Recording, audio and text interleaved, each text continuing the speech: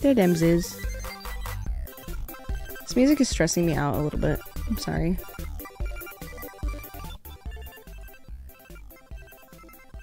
Pitbull. Spotify says, made for me. My Discover Weekly. And then it says Daily Mix 1. And it's just Pitbull. Pitbull, Lady Gaga, Kesha, and more. Oh man, roasted. Oh my god, I love you so much. You're so sweet. Mr. Worldwide, Mr. 305 Dale. You're so sweet. I love you so much. Ooh, I'm not used to having a hat. I could not be bothered to wash my hair. I'm so sorry, you guys. I couldn't do it.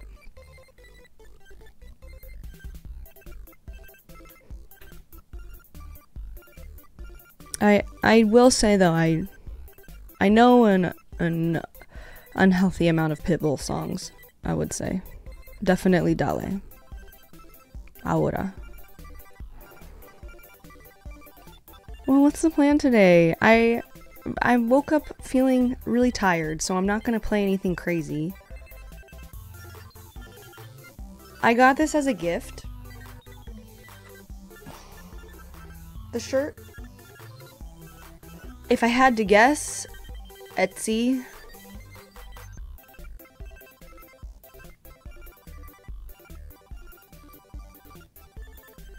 If I had to guess. Well, I just thought that I would play games. I don't know. Here, let me reverse image search it for you. Welcome, Azola. Welcome. I will watch Monkey Man. It looks good. Here's what I will do. I'm gonna goog this. Oh, it won't let me turn the camera around. It won't let me reverse image search a selfie. Can't see. There, look. Oh.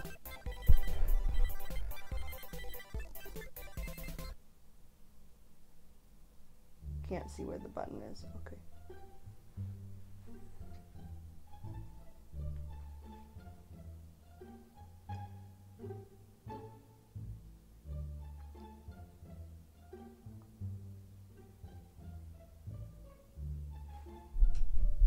Not very helpful, Google.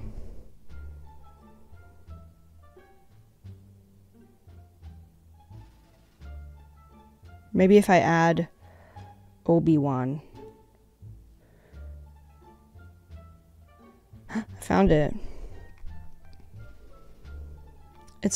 I'm telling you, it's either gonna be Etsy or Target. I found one on eBay. What the hell? Where did this come from?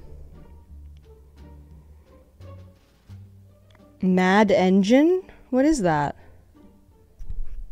Yeah, Jedi Master Obi-Wan Kenobi shirt. That's what I was doing Google Lens. Shut up, whatever. Freaking get wrecked. Mad Engine Obi-Wan Kenobi. There's one on eBay.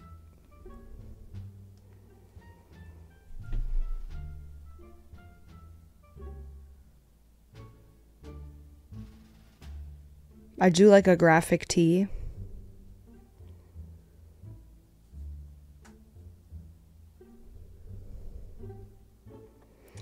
Oh, that's certainly where it's from. Box Lunch.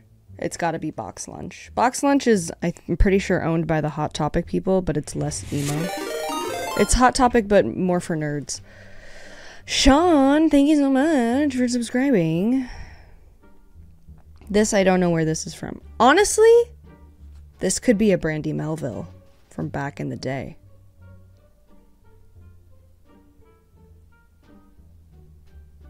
The only thing at Brandy Melville that would fit me. Did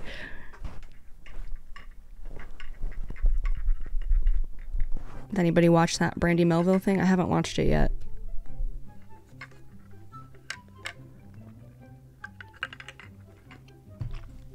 What are we doing today? Should I play pizza? I feel like such a bad streamer lately. The viewers just keep getting lower and lower. When is our next vid? That's a great idea. That's a great question. I guess I could play BioShock, yeah. I just wanted to make it more of a event. And also, I don't know if I will... Yeah, I could play BioShock. Should I do that?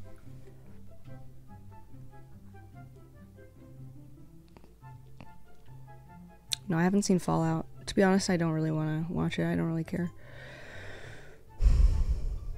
Yeah, 1. BioShock 1. Or pizza. Good pizza, great pizza. Well, I'm glad it was good. We've established many a time that I just don't like to watch good things.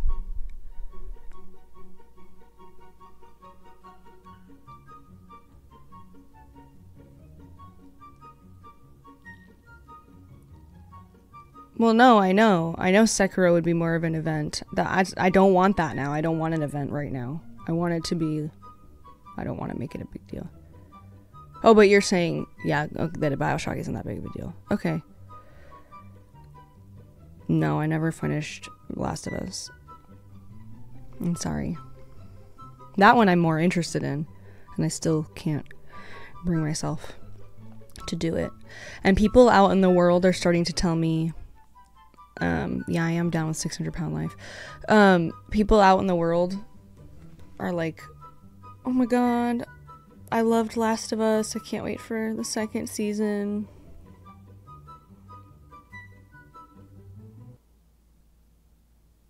I don't know what to say. I think we all have a feeling.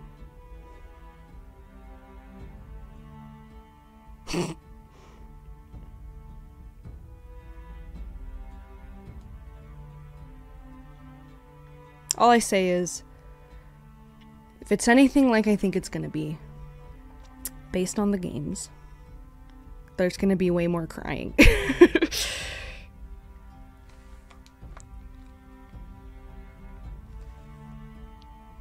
Yeah. I think that's gonna blow people's minds if that happens. If they follow the structure of the games.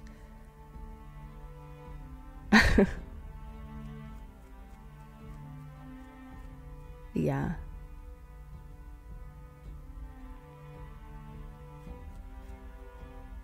Yeah. Because somebody said to me, I want to watch Fallout because I liked Last of Us, but it made me cry so much. And I was like, I don't think Fallout will be as much for crying, but probably they will put crying in, if I had to guess. And you guys can tell me if I'm right. Did they put crying in the Fallout show? It's not that sad. No crying? Okay. I just feel like they usually will put a little crying in. Is crying bad? No, crying is great.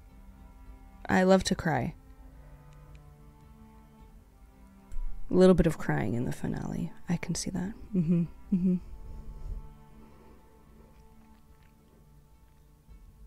Crying is good, but I don't like to watch things that make me cry because I don't like to think about sad things. Because I do it so much anyway. Do you think that if The Last of Us show follows the games, how many dogs will they kill in the 2nd season?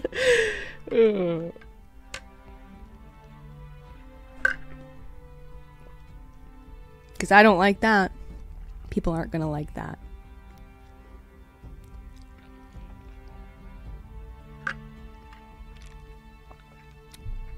Do they have video games on Does the Dog Die, do you think?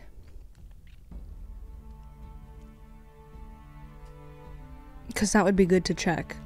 Because not only do you have to see it in Last of Us Part 2, you have to perpetrate it.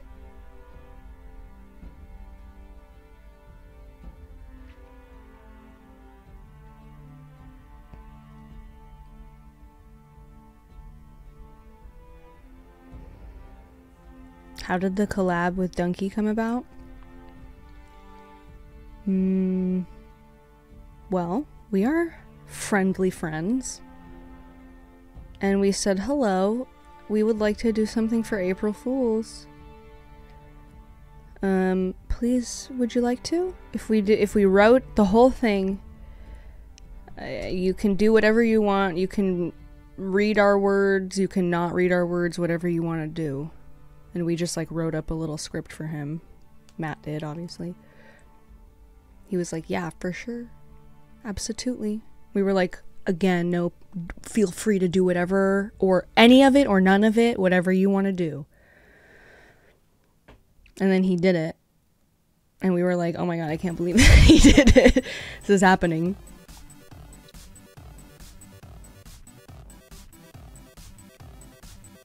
It was fun. And he riffed a little, you know? He vamped. He vamped a bit. He did some vamping. Boop, boop, boop. But it was so strange. Like, a lot of the comments seemed like confused about the circumstances, as if he was pranking us or something. Like he was making fun of us or something. Which was not the case. No, we haven't met in person. But I love Leah so much. And I love Jason so much.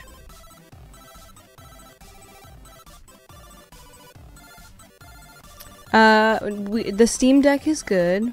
We didn't rush out to get the second one because they sent one to us.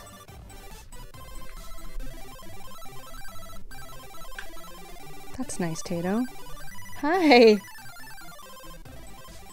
He's here! He's here! Do you want my hat? Want to come in?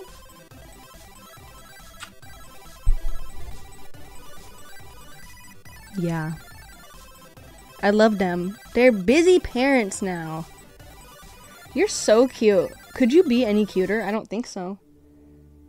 I don't think you could. Cute little guy. Yeah, that music was intense. Sorry.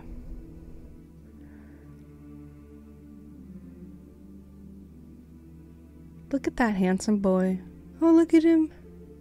Sweet guy. Look at all these animals in here. We're just missing Joey and Calcifer.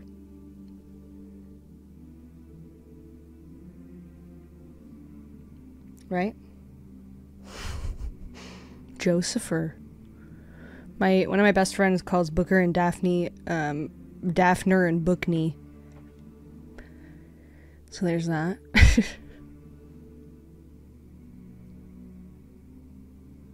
This is fun.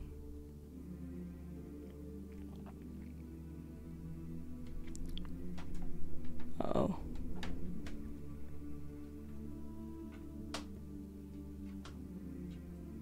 I don't know, sir.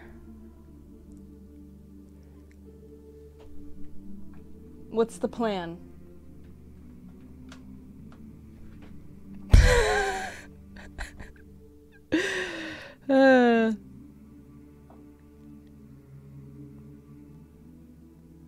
Your partner really wants a cat. There's food they can eat to make it where they don't cause allergies. Is that true? She really wants a cat. I don't think the food removes the allergies completely. I think it helps a little bit because the allergy relates to it's dander that people are allergic to, not the hair itself. So I think it makes their skin less likely to make that, I suppose. But there are hypoallergenic cats. I will say, I don't know how allergic you are, but Matt was a little bit allergic when we first started living together, and he struggled a little bit. Do not listen to this recording whilst driving. Someone's talking. He struggled a little bit at first, but definitely got over the allergy. Isn't allergic at all anymore. Can stick his face in these guys, and he's fine now. So that's a thing too. Some people can adjust. Depends on how bad the allergy is. And then I think you can also do shots recording if you really want to do that, experienced whilst you you can find do yourself shots. winding down and drifting off to a pleasant He has sleep. left. He has left me. But I don't know if it's worth it. You could always do a hairless cat, And I trust you will find but they're it expensive and they're very high just maintenance. to So program both your physical and mental self to completely relax. let's Google Relaxing and cats for people with allergies. processes and abilities simply develop and improve.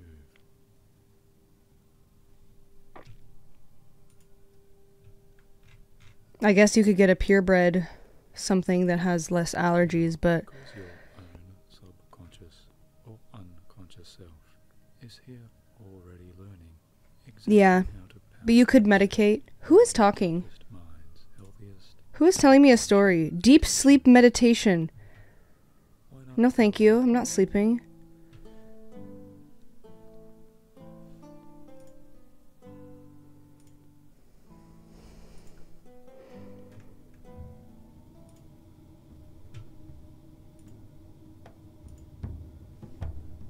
Okay.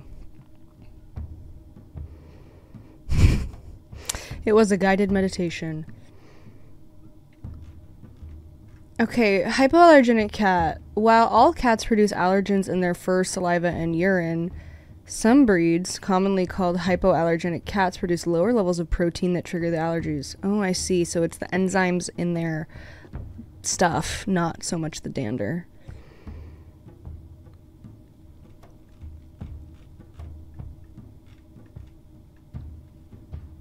Sphinx cats have a unique hypoallergenic quality. They're near nakedness. I just scrolled down to Sphinx because I'm curious. Sphinx can be completely bald or have a thin layer of peach fuzz, but all produce fewer allergens than many furry breeds. But that lack of hair doesn't mean they don't need to be groomed. For their skin to remain healthy and free of oil, they need regular maintenance. So, I don't know. Here's a list of hypoallergenic cats.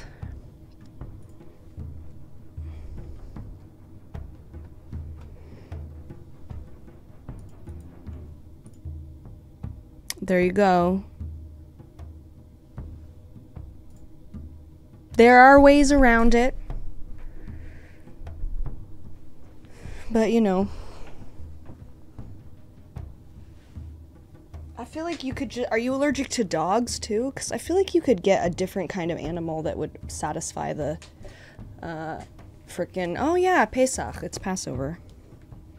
I feel like you could get a different kind of pet that would satisfy the cat need, you know? Like a bunny. Bunnies are so cool.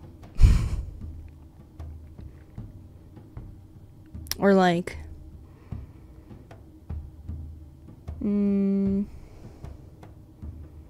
a small old dog. They're kind of like cats.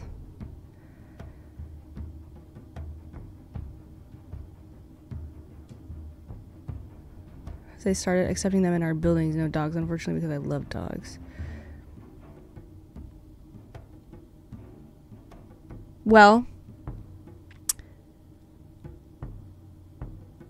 I have a friend who is super allergic to cats. One of my best friends. She comes over sometimes and she's good for about an hour, and then the sniffling starts and she has trouble breathing. She'll take like a Benadryl or a Claritin or something. It will help, but it's still whatever. She, for whatever reason, is not allergic to kittens at all. So, maybe you could try a kitten or like foster some kittens and like see if you have problems, and then maybe as the kitten gets a little older you'll get over it. You know, you can start to manage it a little better. I don't know. Yeah, just, you know what? Just get a kitten that's like a black kitten. And then every couple weeks just trade it out for a new black kitten and she'll never know. And you'll be like, oh, it's a kitten. It's the forever kitten. She'll never know.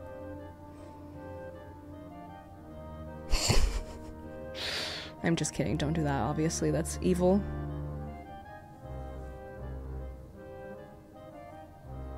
That's evil. Don't do that. Have you ever put one of those compression jackets on your dogs? Like a thunder shirt type thing?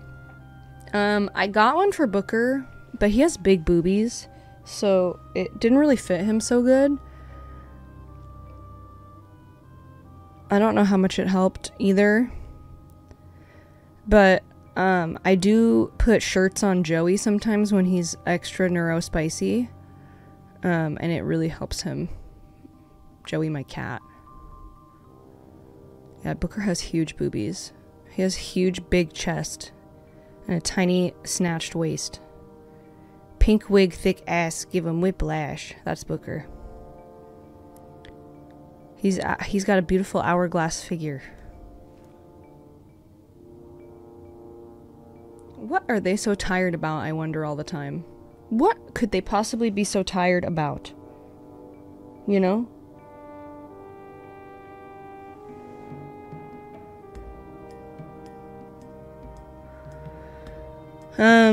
I don't, to be, okay, bye Gangi, have fun at your meeting.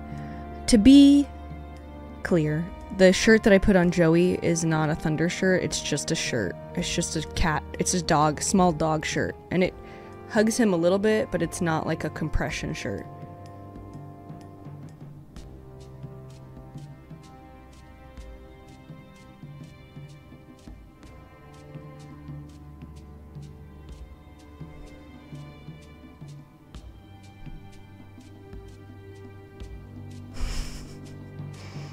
I don't know what to do with myself today. I woke up, okay, let me tell you. I woke up 6 a.m. Felt uncomfortable and went to the couch. You know, sometimes it will happen where like you just for some reason are tired of being in that spot. You just need a change of scenery and you sleep better, you know? So that happened. I got up at 6 and I went to go lay on the couch for another hour. And then I went and I realized that the beautiful, gorgeous, succulent chicken chili, shredded chicken chili that I made yesterday in the slow cooker, I forgot in the slow cooker. And so there was a huge big pot of delicious chicken chili that I left on warm all night, all day, all night. And I was just devastated. And I feel like that really set my mood for the day. And then, as I was like, because it was 7 in the morning, I knew Matt was asleep, but I was texting him that. I was just like, oh my God, I'm devastated. I left the chicken chili in the cooker. It's gone. As I was texting him that, I got a nosebleed. No, it should not still be good to eat after one night. It was on warm. If it were cold, I would maybe deal with it. I would maybe give it a try. It was warm all night. It's being on low heat all night. No frickin' way.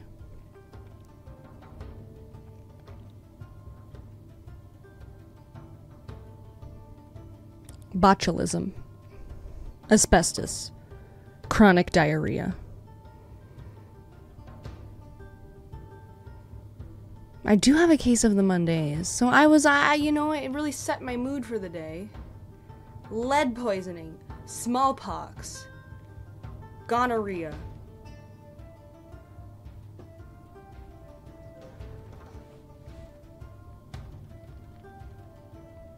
Yeah. So I'm bumming. I don't know. And then I woke up and I didn't even want to shower. Put on this stupid hat. I have so much to do. I'm just stressing. You feel me? Do I have a favorite bird? No, I love all birds. I love all birds so much. I do have a cool t-shirt though. I have to go to the storage unit today. I have to make an ad read. I have to answer emails. I want to die. Can I die? Y'all mind if I die?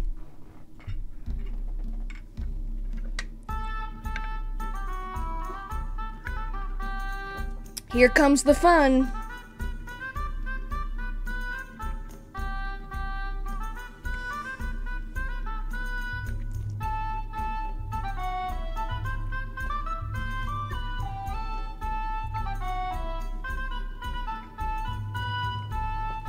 Who's going to see The Mummy back in theaters this week? Not me.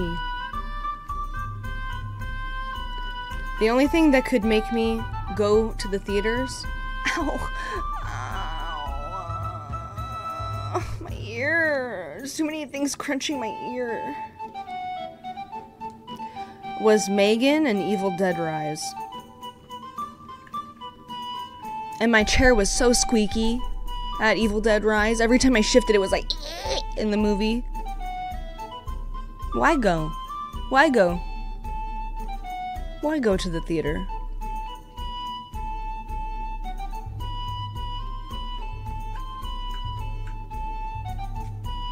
That's fair, Livy Ray. I was upset when I opened Spotify today and it was still the last thing I had played on here.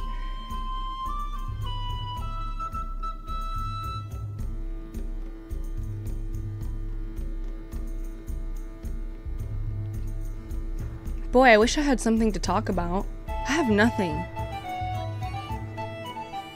Today is a no thoughts head empty day. An angry head empty day. Cranky. Period.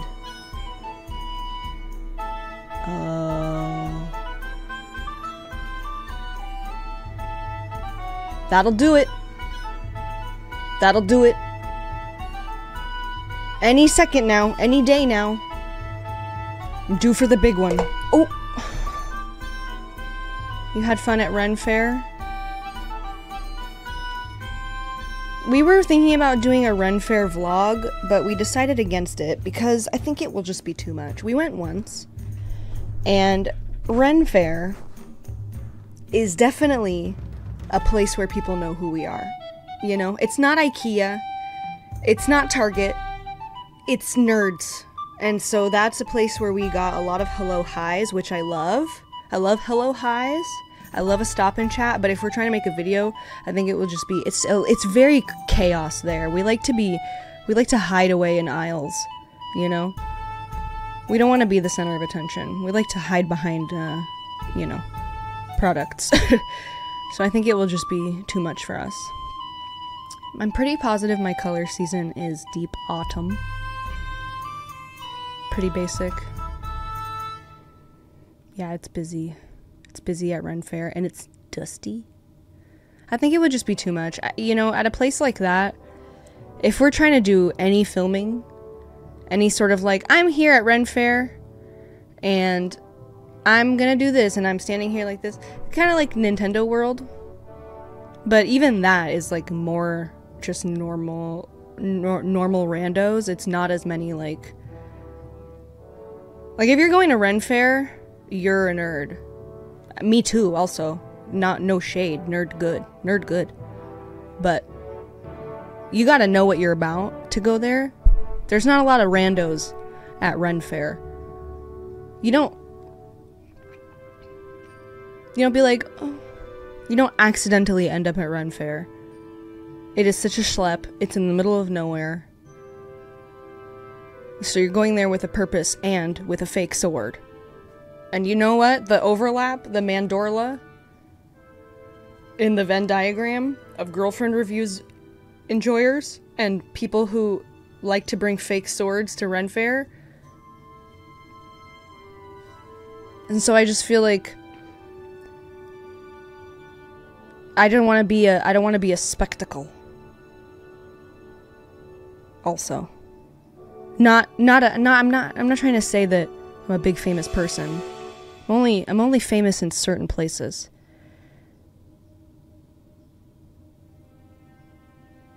I'm only famous at the Ren Fair.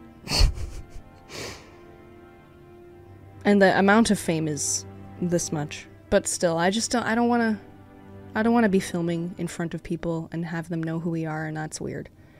I'm embarrassed. You know?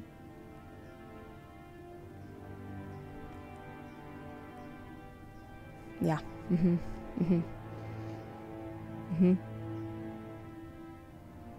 Yeah. Definitely lots of gamers at Ren Fair for sure. And I love it. I had so much fun when we went. I had so much fun stopping and chatting with people. And even at like IKEA, we got stopped a couple times at IKEA when we filmed that video. I'm down with that. I'm down to like stop and clown and have a little nice hello.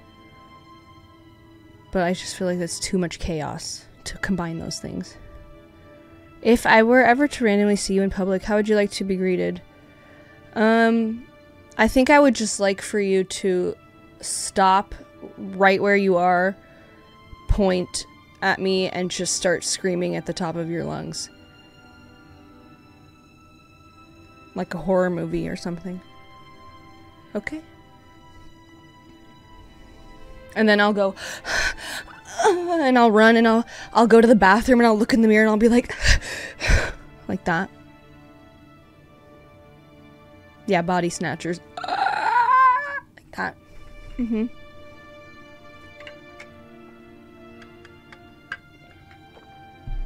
That's scary. Body snatchers. That's scary.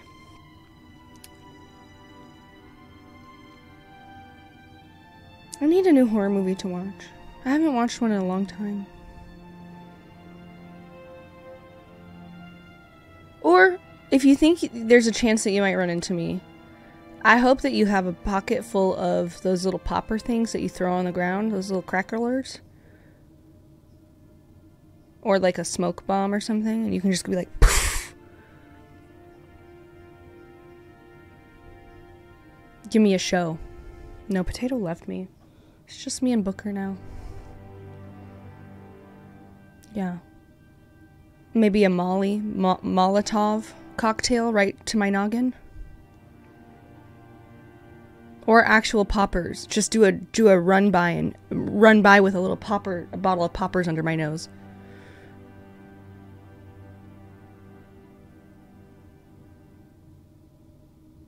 Listen to me. Listen to me. When I say to you that I need a new horror movie to watch, and when I say to you that the only things that got me back into the theater after COVID were Megan and Evil Dead Rise, I need you to trust and believe that I have seen The Witch and I have seen Barbarian. Okay? Not to be rude, but I need you to know.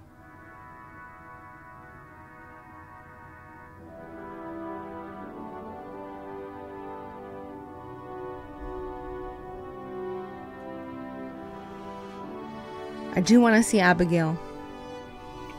That looks fun. I do want to watch Titan. I'll watch that. I'll watch that. I keep putting it off because whenever I'm in the mood for Titan, Matt doesn't want to read subtitles. And you know what? I might just say, frick you, Matthew. Frick you. And I will watch Titan by myself if you don't want to look at the subtitles. Okay?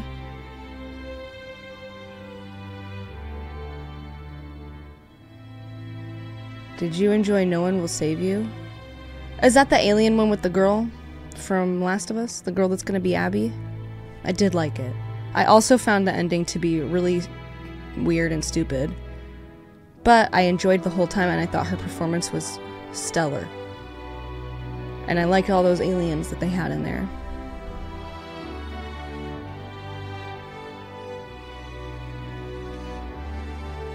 Yeah, it took a huge big dump at the end. I liked Smile.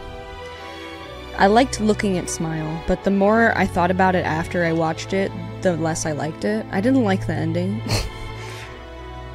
of Smile, but I liked the scares. I liked the scares in Smile. I like that. I like Ready or Not. That's a good one. That's a fun one. The Smile car window. Yeah. I will say that I don't want to spoil it. I've talked about this scene already before. But I do use Letterboxd. You can follow me on there if you want. I already forgot about the animal death in Smile. I already forgot. I forget. I have the worst memory. What was I gonna say? Oh, the car window scene in Smile that they blew the load on in the trailer, but was actually the coolest part of the movie, I think.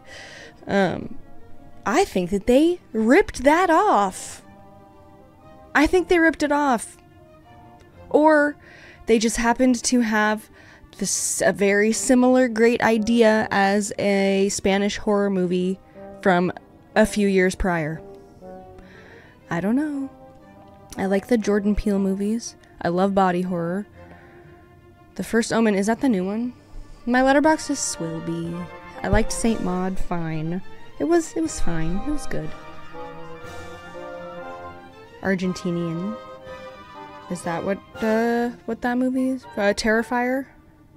Talking about Terrifier. Terrified, not Terrifier. Talking about Terrified.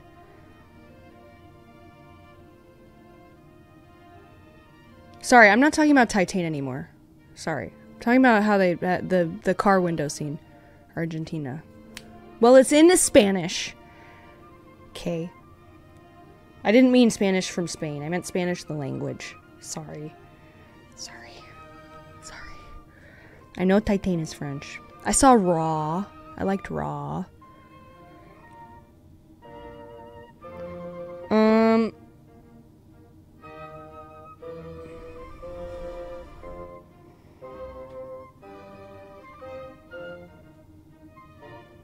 Letterboxd.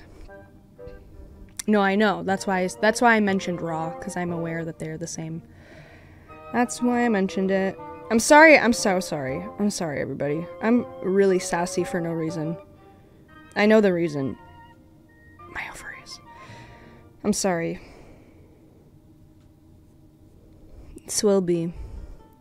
I did watch Crimes of the Future. That was fun, but confusing. I have a list on here.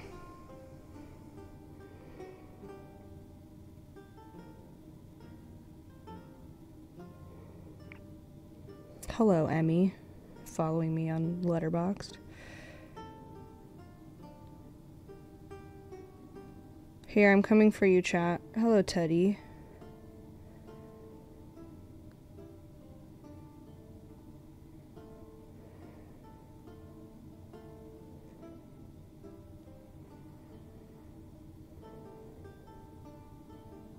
Trust me, I know my G-dang shit. I know my G-dang shit about horror movies.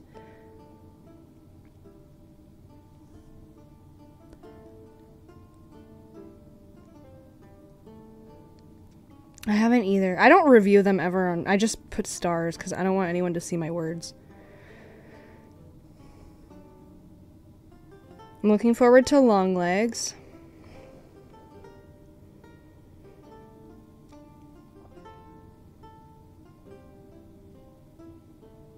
I have lots of things on here to see, to watch. Oh, I watched this and I didn't care for it really. I will rate it 2.5 stars. 2 stars. 2.5 stars. Still on my watch list. I gotta change it. It's a little bit boring. That was Berberian Sound Studio.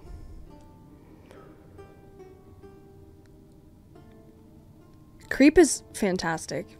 You should definitely watch Creep if you haven't. Creep is awesome. It's not really like horror in the sense that there's like ghosts or anything. It's just really, really good. It's very realistic.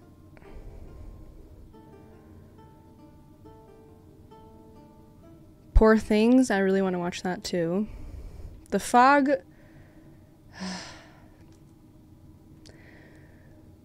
Listen. I watched Gretel and Hansel and I did enjoy it. Hereditary is great. It's really good. It's just very sad.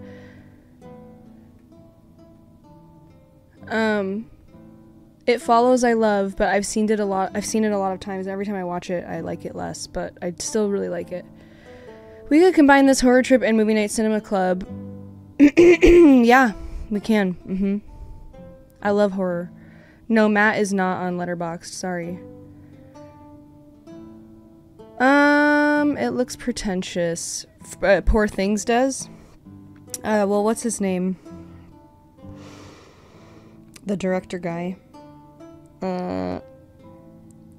You know, he has, many other movies, if you are not interested in that one, that they're all kind of weird like that. So, yeah, Yorgos. He's Greek, I think. I started to watch The Lobster and I got bored. I really, honestly, the only one of his movies that really interests me other than Poor Things is Dogtooth. I'm very interested in, but other than that, I'm not that. I don't know, maybe Killing of a Sacred Deer. Nard Dog. I talked about this in my last stream on Friday. I talked for a long time about what I did before, which was property management. I was on-site manager. And if you want to hear all the trials and tribulations of that, you can go watch that stream. But also I will say that if you're struggling to figure out what you want to do, on-site manager stuff is great for someone trying to figure stuff out, because you're like at home all the time and you have a lot of downtime to kind of do other stuff also. So might be something worth looking into. That's why we were able to start the channel. Anyways, back to horror movies. What are we talking about? Yeah, I do like Lord of the Rings and Nana. I haven't watched Nana in a long time though. I would like to watch it again.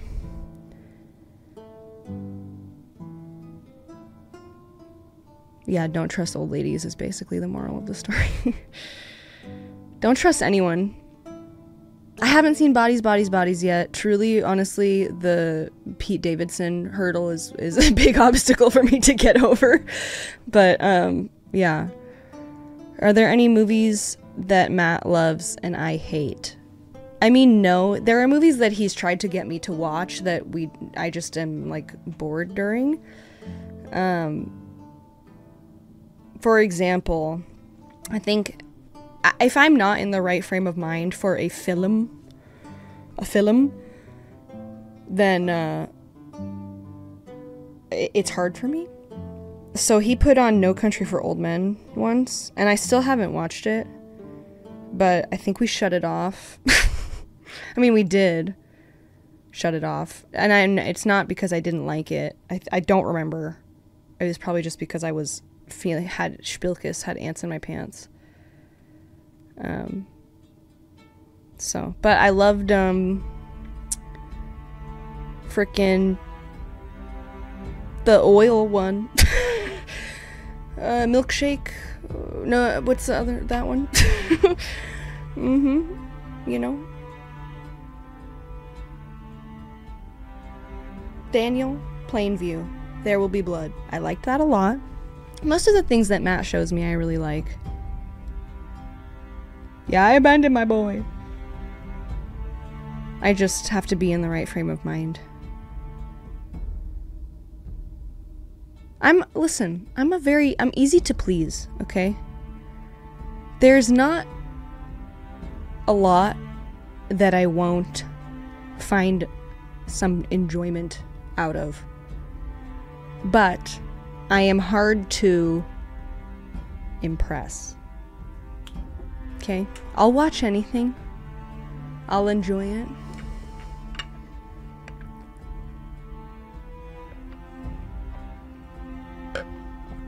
Thank you, my lady.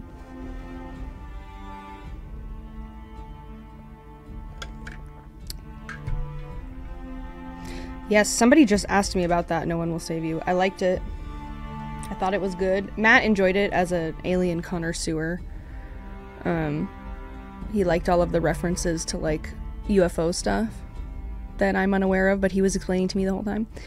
And I thought that she did a really good job. I thought it was fun. Hell yeah. Hell yeah. I didn't need any dialogue, because I felt like if that were me and I were alone, I wouldn't be talking to myself.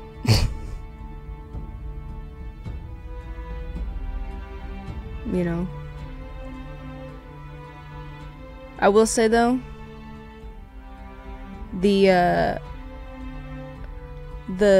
stuff in that movie about like her past and her mom and the ending, I didn't really need it. I don't need it, really.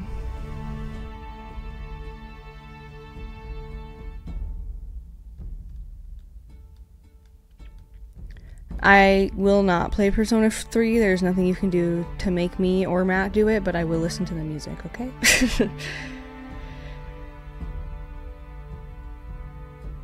Yeah, the ending was weird.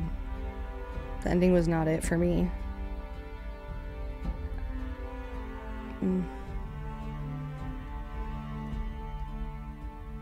You Don't Mess with the Zohan is your guilty pleasure movie? Oh, you watched Mandy for the first time? I love Mandy. I cannot gush enough about Mandy. I love to tell people to watch Mandy. Oh. Oh. What a delight. What a treat. What a treat.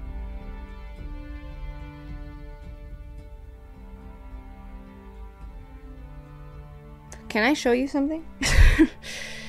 You do need to watch Mandy if you like horror, but it's hard. It's a hard watch. It's a rough watch. It's not nice.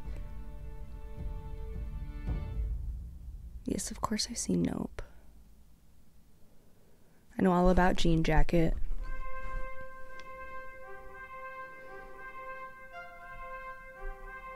Midsummer was awesome. Midsummer was the first thing I watched this year. I woke up on January 1st, 2024, and I was like, I think I should start the year with Midsummer.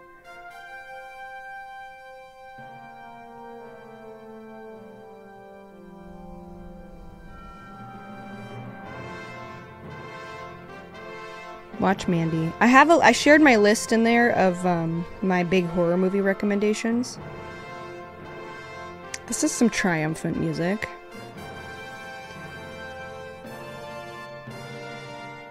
My biggest horror movie recommendations. Let's talk about it. I need this music to stop immediately. Stop that right now. You really liked It Follows? It Follows is freaking awesome. It Follows is really cool. Let's talk about it. 28 days later. I'm going through my horror list. Dead Silence, is that the one with the frickin' ventriloquist dummy?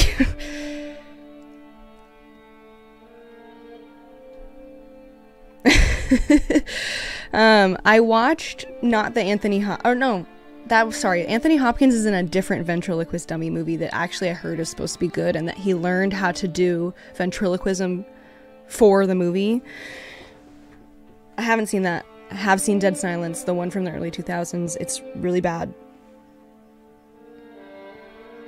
Pan's Labyrinth, I would call horror, but I would also call it fantasy, and a period piece. Pan's Labyrinth is frickin' awesome.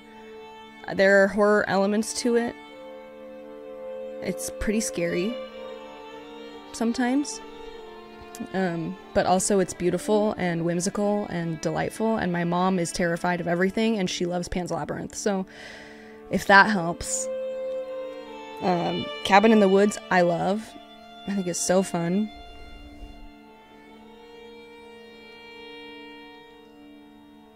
Okay, 28 Days Later. I watched as a child. And it blew my mind. I was like, oh my god, fast? Fast? Zombies? Freaking running? That scared me. I liked that. I liked that movie. Listen, my father Ken, really showed me a lot of horror movies that wasn't for me. But I'm glad he did. And I'm glad that I have those memories. And I'm glad that it has made me who I am today. Next, going through my list of Shelby's biggest horror recommendations. Rec in Espanol. I love Rec. There's an American remake of it called Quarantine, I believe. With the girl from Dexter. But Rec is so good. If you like found footage, that's my pick for found footage. That's my pick. Not Paranormal Activity, not Hell House, not Blair Witch. Blair Witch is great, but nothing really happens, if I'm being honest. I think the excitement around Blair Witch is more so the, like, societal impact that it had. I think Rec is really, really, really, really good. Okay? So that's my recommendation. My recommendation. I put Annihilation on here because I don't ever want to watch it again. Okay? I put Annihilation on there. It makes me feel weird. But if you like gorgeous, psychedelic imagery and scary shit, honestly, like, it's not even the bear in Annihilation. It's not the bear that does it for me. I do think that's a cool scene, but it's the end. The end makes me feel very unsettled. Okay, I'll read the books. You all are recommending the books. I will read the book of Annihilation. I don't like the ending of Annihilation. I don't care for that. It makes me feel very weird. But it was really, really cool. And if you want to feel weird, you can watch that. Next, Autopsy of Jane Doe. Pretty run-of-the-mill horror, as far as, like, jump scares and whatever. But there's a really interesting mystery. And I think it's really well done. And the acting is good. And we freaking love freaking Emile Hirsch. Okay? This is an Emile Hirsch stan household.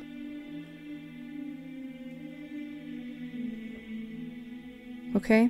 So if you want just like a good ghost horror movie, I like Autopsy of Jane Doe a lot. For just standard, I mean, it's R-rated. It's scary, but it feels more like mainstream horror, you know. Next on my list that I'm running you through here, The Blob. The Blob, 1988. Frickin' rocks. Kicks butt. 1988, The Blob is so fun. If you like practical effects and body horror, you gotta watch 1988, The Blob. It's so good. And it's fun as heck. 80s horror is so fun. No, I don't want to watch 1950s Blob. Okay? I won't say The Thing next, but I'll get there. Because The Thing is probably my favorite horror movie. Although my hot opinion, my hot take is that I really don't like John Carpenter most other times. Okay? That's my recommendation. I hope that y'all are writing these down and watching them, and then you can return and talk to me about them. Next on my list, Brain Dead, aka Dead Alive. Directed by Frickin' Peter Jackson. I had to look. I forgot his name for a second. I knew it was Peter.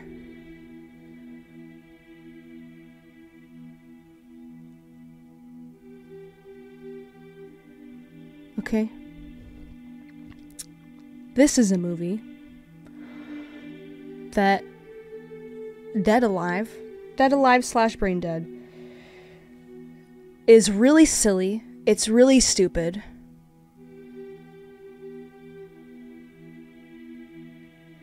Dead Alive / Brain Dead. Interchangeable names. Okay? It's really stupid. It is... I've seen a lot of stuff, okay? I've seen a lot of stuff.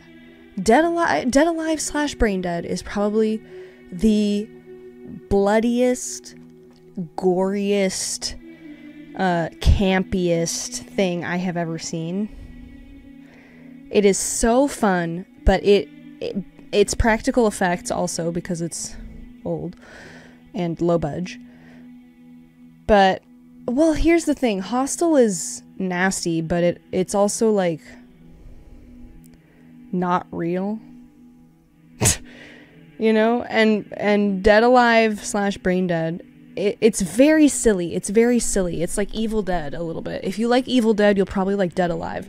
It's got the same kind of feel where, like, when you're watching Evil Dead, you feel a little bit just like you can't catch your breath because there's constantly something happening, like next thing, this, that. And the same thing happened with Evil Dead Rise, and that's why I loved it so much. It's just like this really well choreographed, campy, just non-stop action. It's just on to the next thing. Dead Alive is sort of like that. There's a lot more lulls of like talking and like going out and going shopping, whatever. But once the movie reaches its like rise and climax, it is non-stop gory nonsense that is just practical effects, camp, nastiness. It's really fun though. So that's that. I recommend it big time. And everybody has New Zealand accents, so that's fun. It's very not serious. It's very self-aware, but it does feel like a low-budget student film. It is, for sure. Like, the first half of the movie, it does feel like a low-budget student film. But as soon as you get up to, like, the climax of the movie, you're just like... It's like blood infinity. Blood times 1,000. And I remember reading, like, the wiki after. Let me look it up. Let's talk about it. Okay. Production, let's see.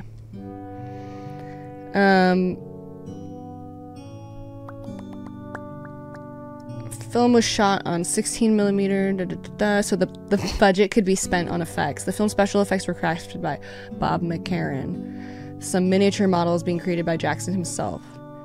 For the film's climactic scene, I don't want to spoil it for you, wherein blank, blank, blank, blank, blank, a reputed 300 liters of fake blood was used.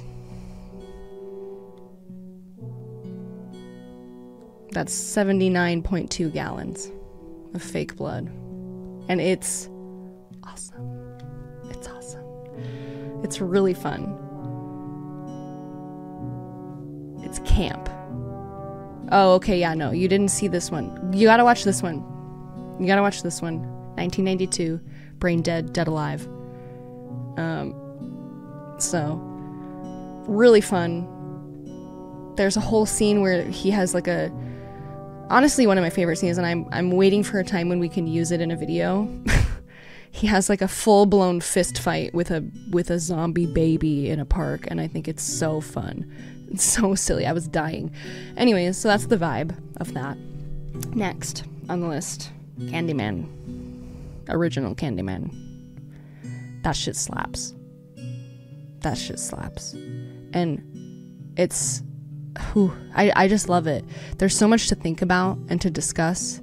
original Candyman, not only like are the scares really good. Oh my god, you haven't seen what? It's one of the most famous. You gotta watch Candyman. Candyman, also 1992. Okay? Candyman. So good. So scary. Tony Todd. Yes. Okay? Gotta watch Candyman.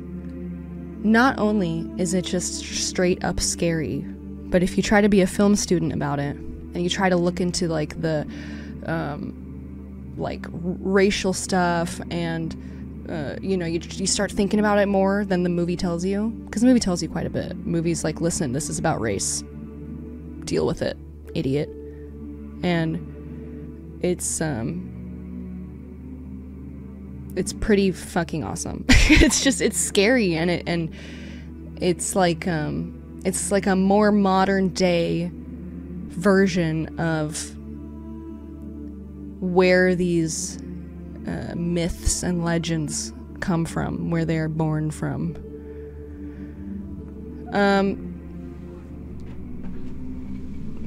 Maybe we'll watch Candyman in movie night. Maybe we'll watch original Candyman in movie night. I can understand feeling worried that it didn't age well. I would say that the new one is not good. I mean, it's good. It's a good movie, but I feel like it misses the whole point of the first one. And Tony Todd is so scary in it. And everybody knows this already. It's like freaking Viggo Mortensen breaking his foot in Lord of the Rings. Everyone will tell you this when you watch Candyman, but Tony Todd had it in his contract that he got, I would say it's aged excellently, like fine wine. It's a bigger statement on race than Detroit Become Human. It's what Detroit Become Human wished it was. Okay? Because basically, Candyman is about, you know, a low-income black neighborhood, and the legend of Candyman is born out of the lack of, like, attention and, like, police intervention when black people go missing or whatever. Like, you know, the lack of justice. So, like, instead of the harsh reality that nobody cares about us, and you know, there's no punishment to the crime of murdering or harming black people, we have to deal with it in a different way. Candyman. Oh, it's a boogeyman. It's a boogeyman that, you know, takes us so that it feels like it's less real, you know? So I think it's really awesome, and I feel like the remake missed the point a little bit. Not that I'm the expert on, you know, racial justice, but I feel like it missed the point. I feel like it wasn't really about that, you know? Anyways, Candyman, original Candyman. Sorry, Tony Todd had in his contract, I have a brain. Tony Todd had in his contract that every time he got stung by a bee, because they used real bees, he got like $100 or $1,000 or something, right?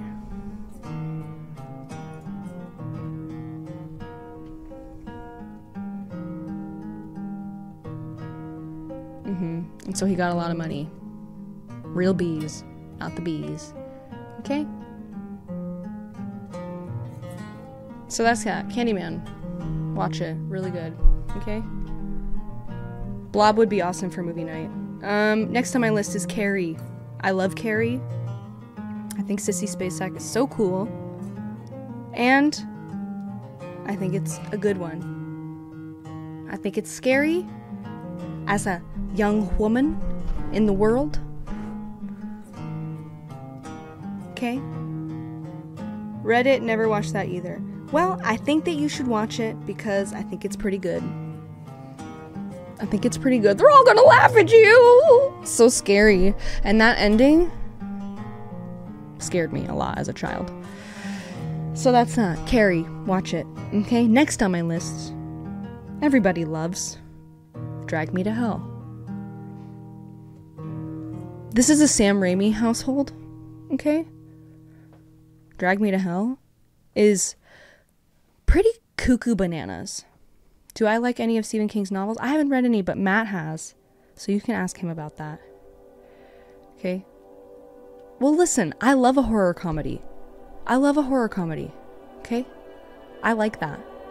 It's not exclusive. Obviously, a lot of the things on here are not horror comedies, but I like a horror movie with a little bit of levity and a little silliness, because life is silly, and if you were going through some crazy shit, you would also be like, what the what? You know?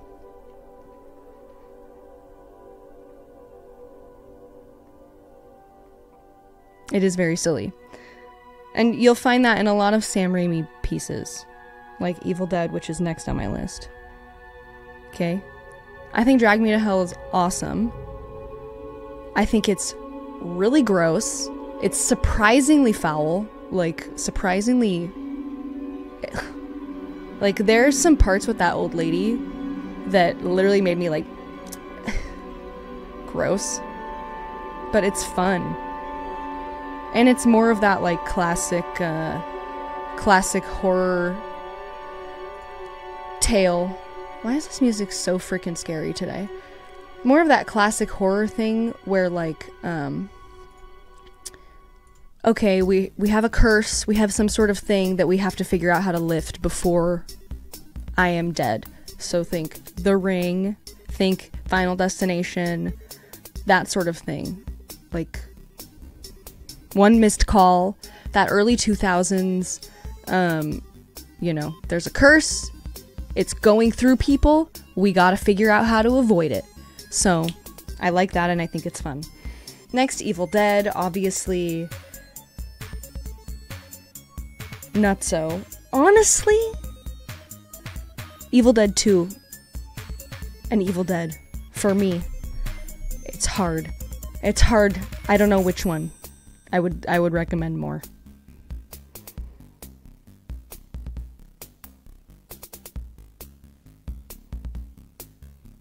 Evil Dead 2 is really good. Evil Dead 3 I am not including. But Evil Dead 2 is more silly. It's the same thing, though. It's the same movie. It's just sillier. It's more fun. Don't love the tree part. That's okay. Do love Sam Raimi. And, yeah, the tree. I will say, Sam Raimi likes to put his car in all the movies, so keep your eyes peeled for the car. Okay? Next, I have on here The Exorcist. Obviously, The Exorcist, we did watch this in movie club, right? 2006 Severance. I don't know. I'll look it up.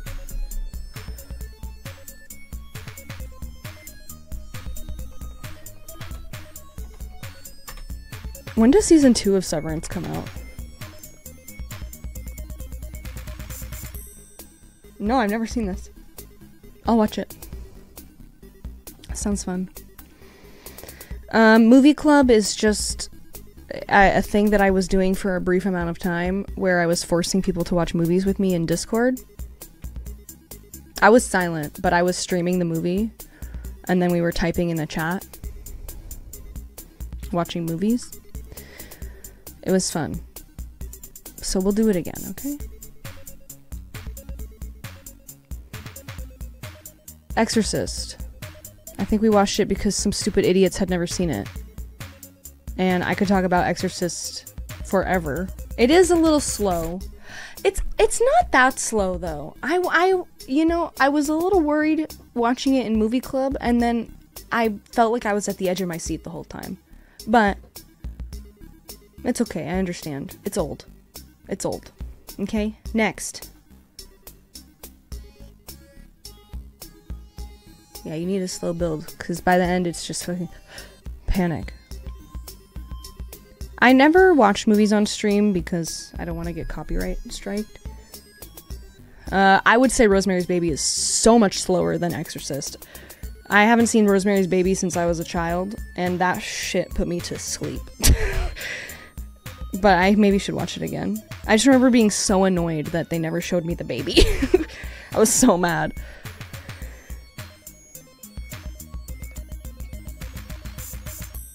Okay. Next on my list, after The Exorcist. Are you ready? I think this is a lesser known little ditty called His House. Okay? Oh yeah, there are watch parties, but here's the thing with Prime watch parties, everybody has to be signed into their Prime account or else you're not allowed to watch the stream. So I just feel weird like limiting it like that. You know? His house. His house. His house. Okay? I thought it was really good, and I thought there were some really decent, interesting scares in there, and I liked it. I liked it a lot, and I thought the acting was good. I thought it was interesting and different. I thought it was pretty cool. Very unique. And so I definitely recommend His House. Okay? After making a harrowing escape from war-torn South Sudan, a young refugee couple struggle to adjust to their new life in a small English town that has an unspeakable evil lurking beneath the surface.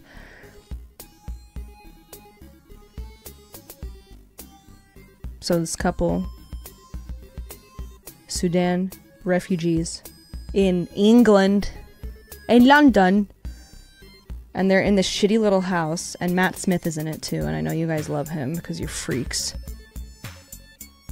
I'm kidding, he's cool. And then the house is all spooky, and they're seeing all this spooky shit. And they're like, what the hell? Everything is so different and there's ghosts? Frickin' no. Okay, anyways, there's that. Next on my list, another one from New Zealand. Housebound. Another horror comedy. I love Housebound. I love Housebound. I love Housebound. I think it's really good and really fun. It's a solid movie. It's a little bit long. A little bit long. But Housebound is awesome. I see you. I will watch Severance, okay?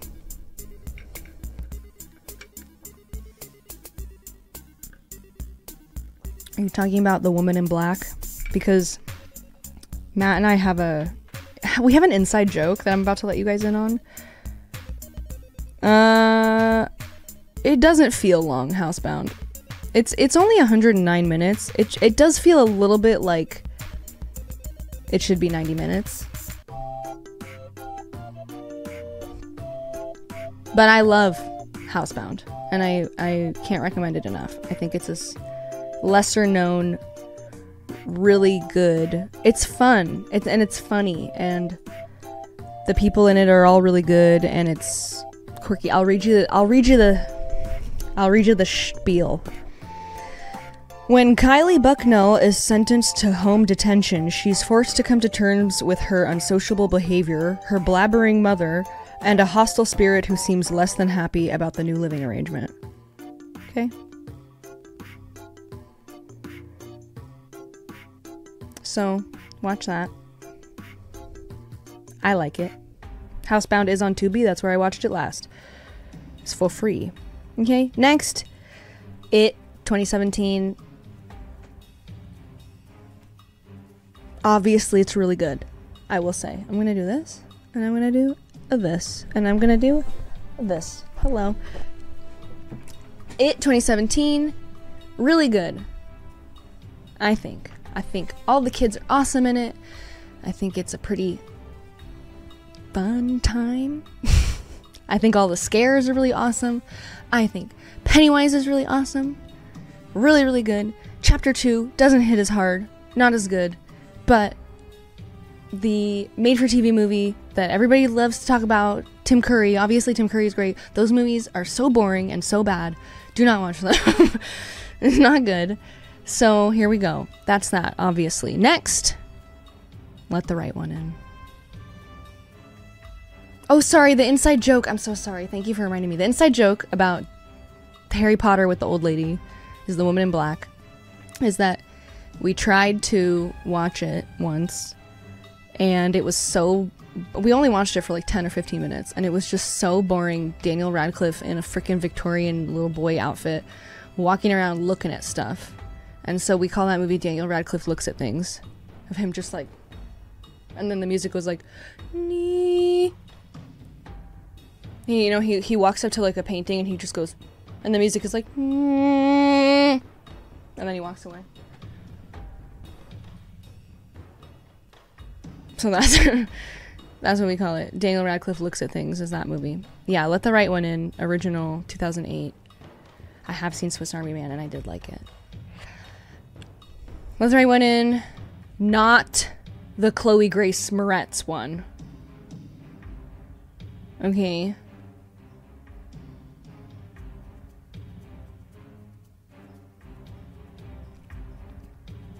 That shit slaps though. That's a good movie.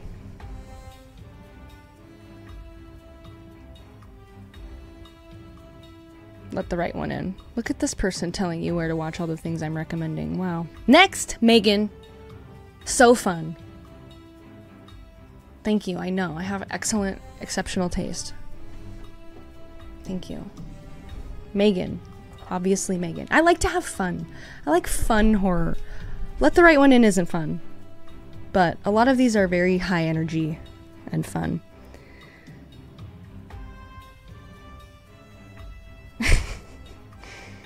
Megan is on Prime. Look at you go. Megan? Megan? Megan? I loved Megan. I thought it was so fun. We went to the theaters for that, and it was worth it. We love Megan in this house, okay? We love a scary little girl. Fierce. You better work, bitch. I love Megan. Next. Now, this is a controversial pick for me, because every time I say it, people are like, that movie sucks. And it's time for me to watch it again. It's another James Wan piece. Another one. I don't know when I said another one before, but I feel like I like James Wan. I really like Malignant. It's also kind of campy. Okay? It's also kind of campy. I like Malignant a lot. Not because I think it's the scariest thing I've ever seen. I thought it was really fun. Okay? And I thought the filmmaking was good. I liked to look at it. The camera shots were so cool. I thought it was a beautiful looking movie. Did Malignant have a good twist? You're asking my opinion if I think it was a good twist?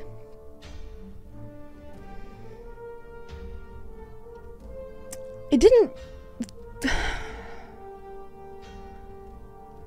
feel like a good... I don't know. It didn't feel to me like it was a twist. I felt like I already knew it. I mean, I didn't know the details. You know? I didn't know the details, but like, from right away, you're just like, oh. It's funny. I like Malignant, and I like that man in his frickin' Matrix trench coat. You know? I thought it was just fun. I like fun. I like fun horror. And I like that frickin' kung fu trench coat. Malignant tumor. Okay?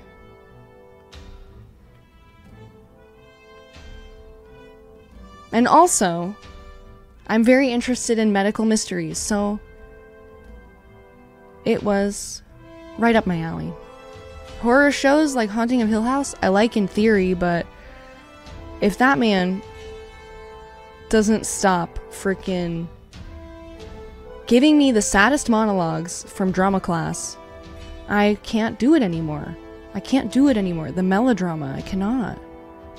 I cannot. But in theory, yes, I know. Sorry, the music is Ren Fair. Deal with it. Anyways. I can't do it with the freaking monologues from high school. Just like, okay, you're sad, I know. That's not how people talk.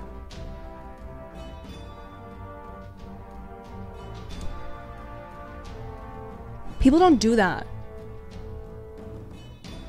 You can tell a story, you can monologue in real life, but people don't go like, I always knew that sometime I'd have to face my demons. You know, when I was a little kid, I always felt like someone was following me around. I thought maybe it was my guardian angel, or I don't know, maybe grandma watching over me.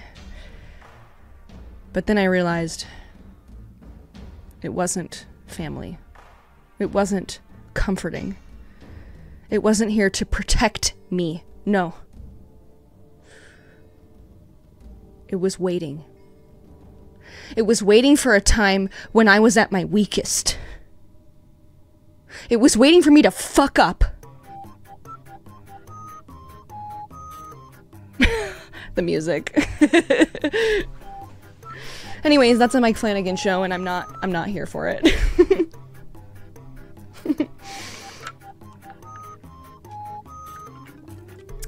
Okay.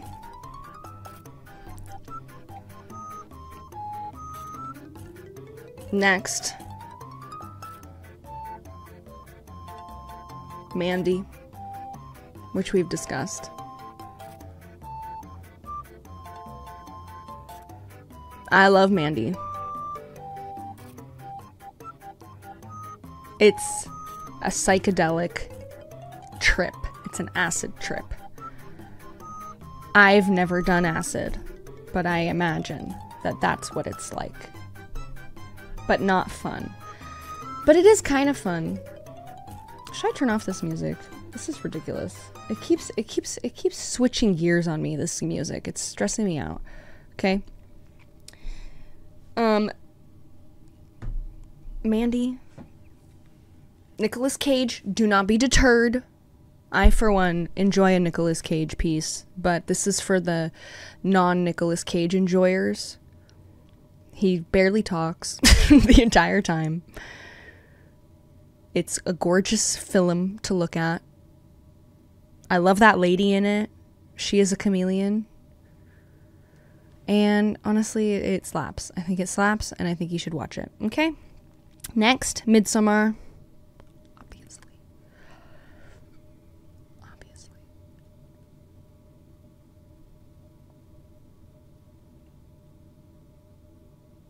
Obviously, Midsommar. Frickin' slaps. Florence Pugh could not be better. Just so good. It is so scary and so beautiful. You fell asleep?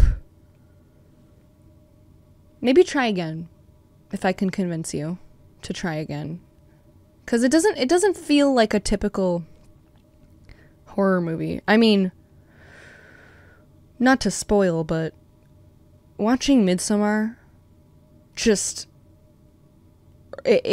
there's no mercy. There's no mercy with that movie. They throw you right in to horrible tragedy and the guts of grief, and I cannot I cannot commend Florence enough for her portrayal. I have so felt that feeling of just like a knife in your stomach after losing someone, and just like the open mouth wailing of just like pain, of just like, it hurts so bad. And she just freaking sends it, and it's so good, and it's so realistic. And then the freaking scariest part, anyone that's been through grief, I think Midsommar is a movie that will really resonate with you, because half of the horror is the people around her. Just like, if you ever lost someone and you're at an age where you have like friend groups. Zier, thank you for subscribing. You have friend groups and like social situations. You're not an adult. You know, I mean, maybe when you're an adult, it's the same, but younger people reacting to grief in general is very interesting. like most people, I think, don't know how to interact with somebody who is grieving. And so like watching, they've so nailed it. It's crazy. Watching the group talk about her and interact with her and sort of treat her like she's this fragile thing, but nobody really wants her there, you know, that sort of thing. Oh man, it's scary. It's freaky. It's anxiety provoking. It's nuts. And then obviously the horror of being there in this scary situation where horror is just so normalized, and also it's so beautiful and there's something nice about this place. I cannot gush enough about Midsommar. It's obviously so good, but whew, oh man. And of course the scene where she's freaking crying with all those girls. Yeah, the manipulation is so sinister. It is so gnarly. It's hard, and it's hard to watch. Again, if you've been through grief, it's hard to watch, or just like it, not through grief, through any sort of situation where you're more fragile than you usually are, and you're going through something and you might be easily swayed or something. Like I could see myself doing that. I could see myself being in her situation and being manipulated by a cult and being like, yeah, I would rather be here, you know? So, bye Gem X Todd. Anyways, Midsommar. Okay. Next. So good. Ooh, it's good. Misery. Kathy Bates. So good. So good. So good. Less horror, I think, and more like thriller. So good. You want to see some good acting? You want to see a freaking bit where it's just two powerhouse actors crushing it? Misery. I haven't seen Green Room yet, but it's on my list. I will watch it. I have to wait for Matt for that one, though.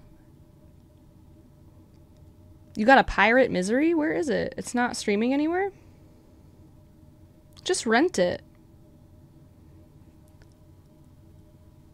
Can't be too expensive.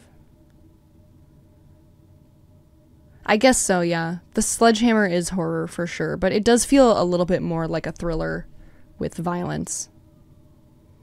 Silence of the Lambs, I think, is on my list. I love that movie. It's time for a rewatch. Matt and I were just talking about it.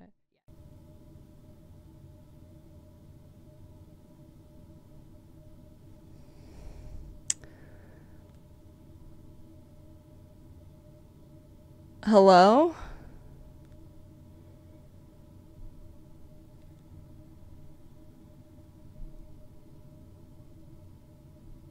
That was weird.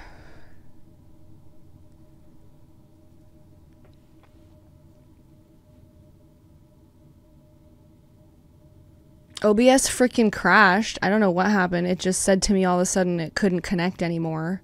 And I said, "Excuse me?" So I stopped the stream. And then I tried to start it again. It was like, "Your stream key doesn't work. Go frick yourself." And I said, "Oh no, somebody hacked Twitch, changed our stream key, changed our information. It's all over."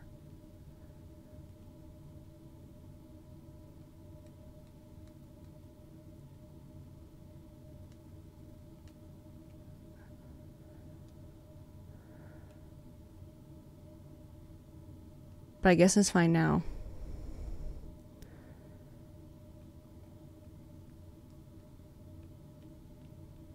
I don't know what happened. I'm sorry. OBS just shit the bed.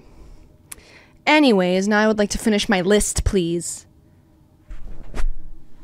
Okay. The Omen, 1976. Freaking scary. It's all for you, Damien. Don't like that. I don't like that. I don't like that. Scary.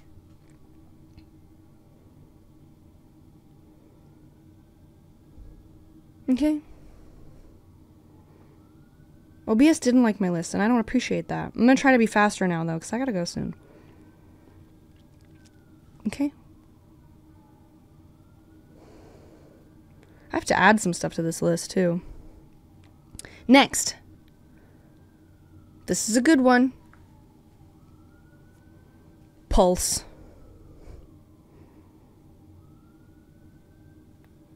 Pulse is good.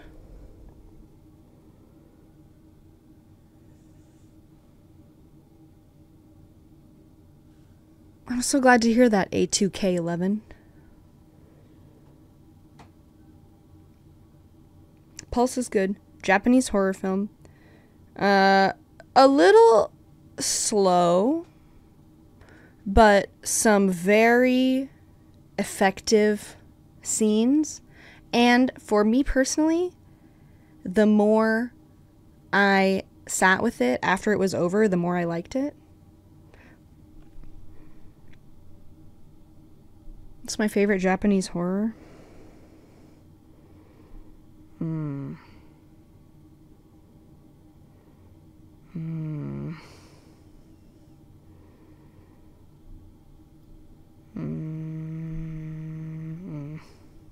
I don't know, maybe Pulse.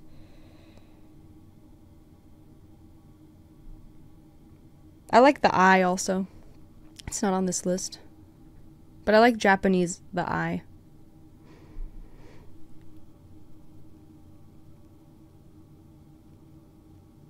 I thought that was pretty good at the time. I need to watch it again though.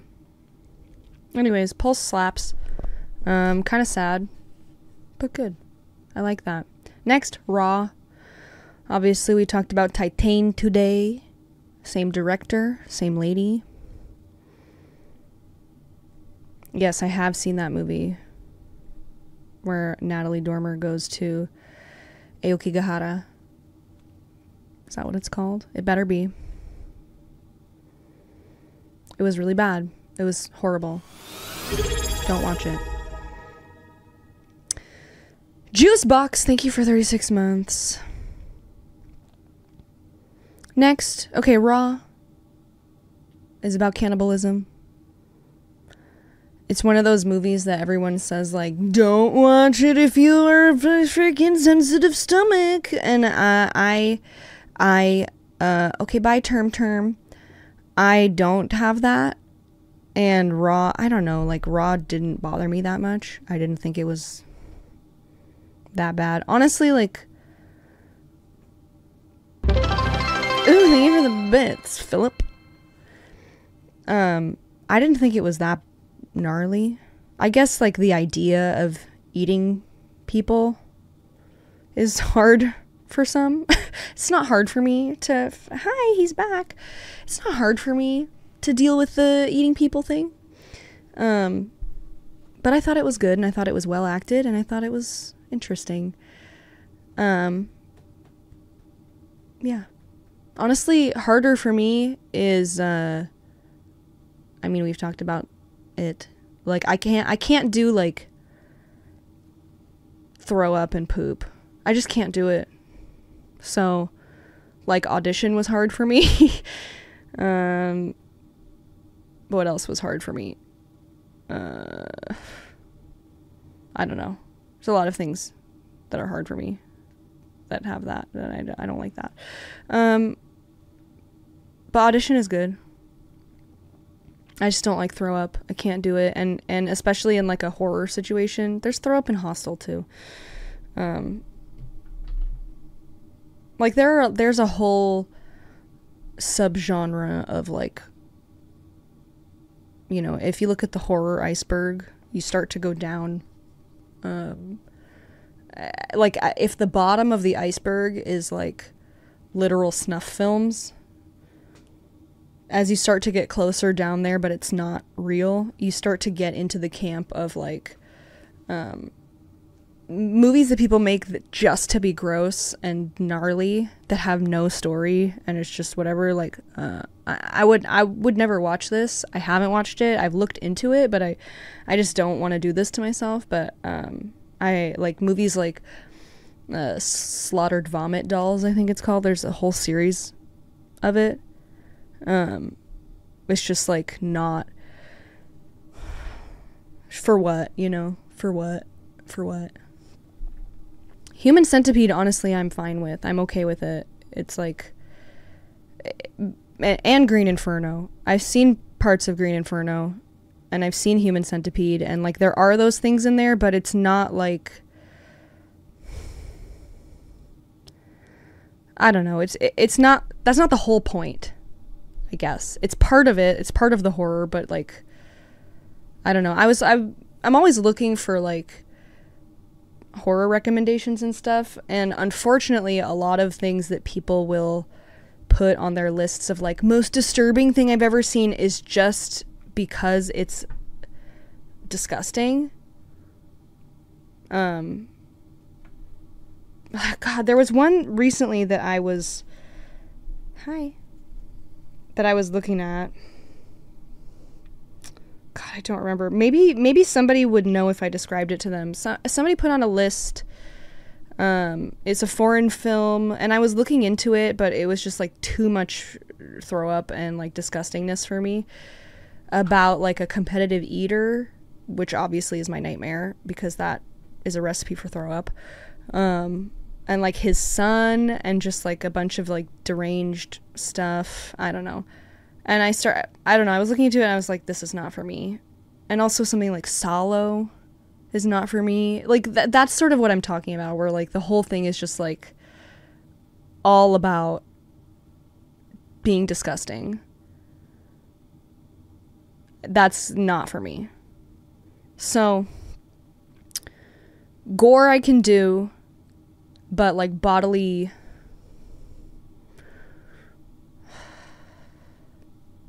do you appreciate the craft of good horror effects? Absolutely I do.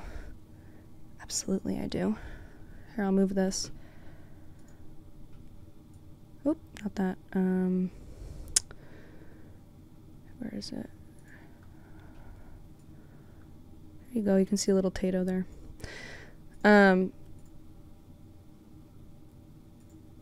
I like Hereditary. I just don't like it as much as Midsommar. And I don't know how I felt about it. I need to watch Hereditary again, because I don't know. I didn't know how I felt about the ending. But I think I need to watch it again. Anyways, so that's that. I'm going through my list still, talking about horror movies. 10 Cloverfield Lane was fun, especially as a lifelong fan of Cloverfield. I will give you that. Okay, after Raw is Ring. The Ring, which, if you ask Matt and I, is probably the one American remake that is better than the original Japanese horror.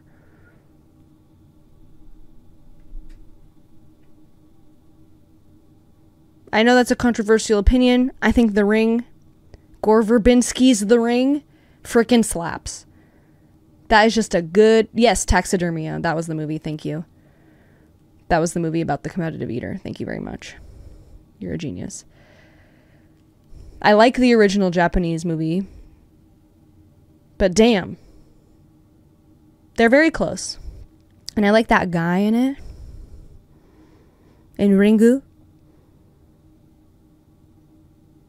They're both very good. But I like The Ring. I think it's a good movie. Frickin' slaps. So good. Scary.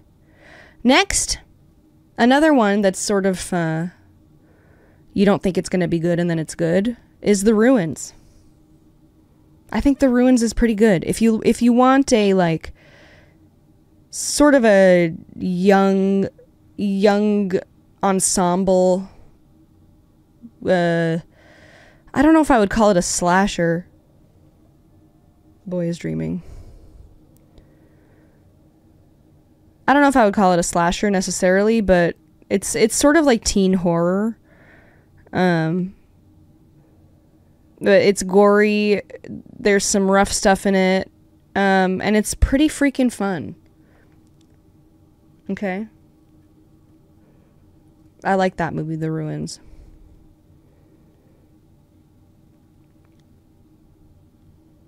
No one has anything to say about The Ruins? No one wants to talk about it? Okay, I'm moving on. I'm moving on to Scream. Obviously, Scream. Any horror fan loves Scream. It's a horror movie for horror fans.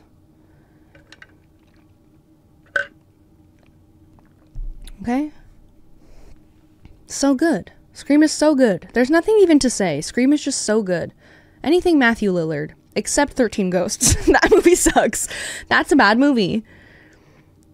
I don't like 13 Ghosts. It's all of the care and love for 13 Ghosts went into the costumes and the set design, and none of it, nobody cared about the story or what we were doing or the movie. They just wanted to make cool looking monsters and a crazy looking house. And that's the only reason to watch 13 Ghosts. I'm glad you had a good time. Uh-oh. Bit my fingy to bleed. Bit my fingy to bleed. I don't have anything in here to help my fingy. Tato, quick, get me a tissue. I'm going to use my black Obi-Wan shirt to quell the bleeding. Don't tell. Oh, I'm constantly biting my fingies until they bleed. Don't tell. Okay, after Scream, it's The Shining. It's The Shining. It's The Shining. Obviously, it's The Shining. And people who don't like The Shining are people who read the book The Shining. And I'm happy for you. I didn't read the book. I like the movie. Okay? There we go. Next, Signs.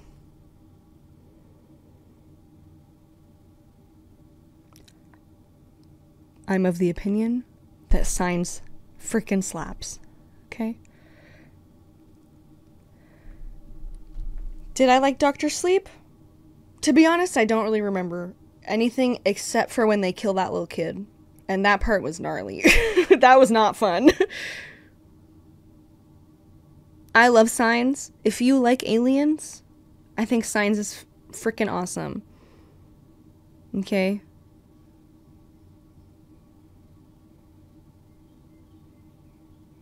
I think there's a bit of a mixed bag of opinions on Signs because we all know Mr. M. Night Shyamalan. We're all aware of his movies, his notoriety, perhaps, and we may all be aware of his decrease in quality or his level of quality in general, and how there have really only been a few bangers from M. Night. I would say Signs is a banger from M. Night Shyamalan. Okay? I will watch trailer for Trap. Okay. We will watch it. I'm sorry, Fingy. I love Signs. It's a little bit silly how everything comes together in the end, because you know M. Night has to have a little twisty poo. He has to have a little twisty poo. He's got to give you a little twist around. He's got to give you a little ooh-ooh. It's a little bit silly, but also it's kind of fierce. Oh my gosh. I have a little 16-year-old friend in my... I don't know why I called her little. She's taller than me. I have a 16-year-old friend in my knitting group, and every now and then I've been giving her movies to watch because somebody has to tell her things that she has to watch, okay? Originally, she was talking to me about Saltburn, and I was like, if you want a thriller in which there is a homoerotic undertone and you know, some drama and chaos and confusion, you need to watch The Talented Mr. Ripley, because that is the one to watch. And then she started telling me, I saw people comparing it to that, and I said, oh, fierce. I love that. I love that we all have the same idea. Anyways, I got her to watch The Talented Mr. Ripley, which, if you haven't seen it, is an absolute banger, and you should watch it. And she was like, oh my god, that was so good. Da da da da. She didn't watch it. She didn't watch Saltburn. She watched like reactions to it or like video essays on it, you know, because I think it was just like a little gross for her, the things that she was hearing, and I get it. And I was like, Talented Mr. Ripley is what Saltburn probably wishes it was without being fucking disgusting. And she loved it. And I said, fucking awesome, great. And then I was like, okay, next on the list on the agenda for you is probably like Gone Girl. And she was like, I've seen Gone Girl. And I was like, damn it. I wanted you to experience that twist. And I wanted you to text me about it and tell me about the twist and how you liked it. Then I was like, okay, what else is a good twist? The Sixth Sense. I told her, you gotta watch The Sixth Sense. Have you seen it? She was like, no, I don't know what that is. And I was like, okay, do not look up anything about it. I swear to God, if you Google it, I will kill you. Nobody say anything. There was like a group of people around. I was like, somebody was like, what movie? And I was like, nobody say anything. Nobody respond. The Sixth Sense. And everyone was like, oh. I was like, yes, absolutely. One lady was like, what is it? I was like, The Sixth Sense. Haley Joel Osment, Bruce Willis. And she was like, huh? And I was like, I see dead people. And she was like, oh, well, you just spoiled it. And I was like, what are you talking about? The twist isn't that there are ghosts. Anyways. Okay, anyways. So that's that. Okay. We did Signs. Anyway, Signs is up there. I like Signs. Somebody said 7. That's a great idea. I should recommend 7 to her for a good twist. It's a little gory. I don't know. But she seems fine with it. She seems good with it. The twist is that Bruce Willis was bald the whole time. Aw. Very intense discussions in the knitting group, for sure. For sure. Absolutely. She told me to watch Parasite. I still haven't watched it because I'm waiting for Matt and we have to both be in the mood to watch subtitles. It's very hard to coordinate. Is it worth watching The Sixth Sense if you know the twist? I think so. It's still a good movie. Yes, I seen True Detective, but we didn't finish the first season. We keep not finishing it. Yeah, 7 is like a crime thriller, but I do think that there's horror elements to it. Big time. I know I will enjoy Parasite. I have to watch it. I'm waiting. I have to also watch it with Matt. I can't watch it by myself. And we also have to both be in the mood for subtitles. Did watch Squid Game. Loved it. Love that. Okay, next. Silence of the Lambs. Silence of the Lambs is so good. It's so good. It's so good. Jodie Foster is so good. It's so good. It's so good. It's so good. And that's all I can say, really.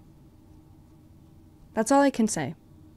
I also watched Silence of the Lambs way too young. Again, my father showed me things.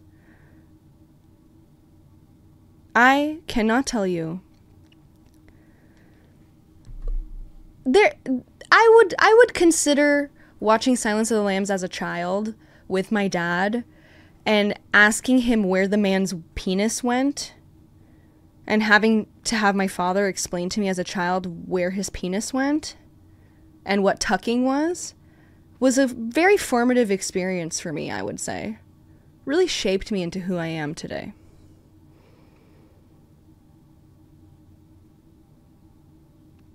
Yeah, I also had to ask about the C word.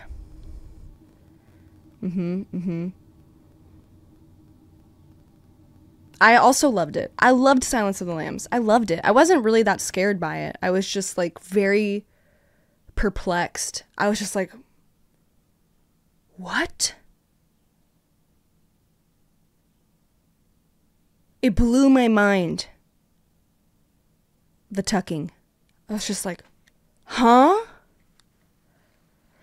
Okay, Martyrs, I have had on my list for a very long time.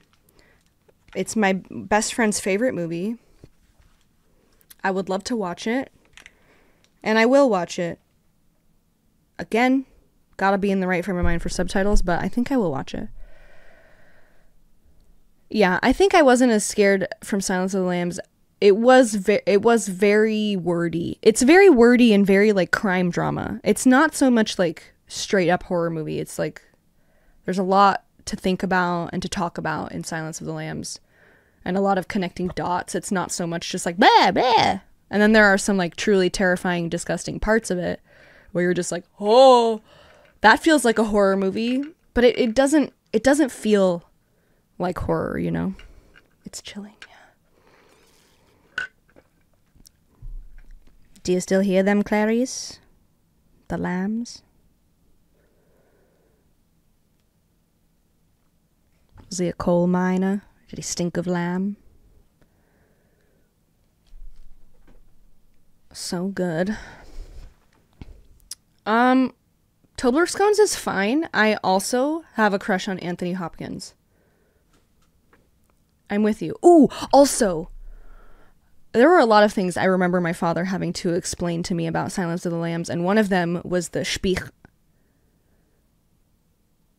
Yes, from that film, absolutely. He's so smart. And he's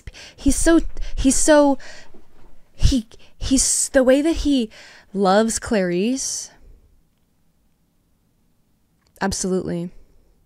I would love a man to pay attention to me in that way. And think that I'm so fascinating and interesting. I guess Matt does that. He thinks I'm fascinating and interesting. I'm so with it. I'm so with you. Absolutely. Like, oh, you know what it is? It's entirely problematic. It's not good. It's like this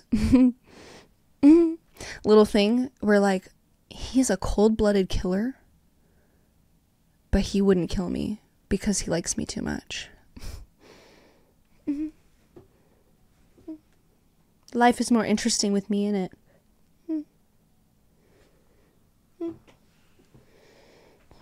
Yep.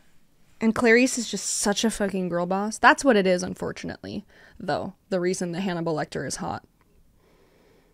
And he's so intense. I'm sorry. He is. He turned me into a pick-me. Like, he's so smart. Okay, anyways. I'm sorry. I'm sorry. I'm sorry. I don't make the rules. He's sensitive. Okay. Anyways. Now, and this is in no particular order, but we finally reached The Thing, which we also watched in Cinema Movie Night Club. And The Thing is probably in my top 5 favorite horror movies. I think it's so good. It is so cuckoo bananas. The practical effects cannot be beat. The frickin' puppets and stuff that they did in that movie were so good. I can't get enough of it. The Thing. The great dog acting. Those dogs were scared. Those dogs were scared. I felt bad for those dogs. They looked scared.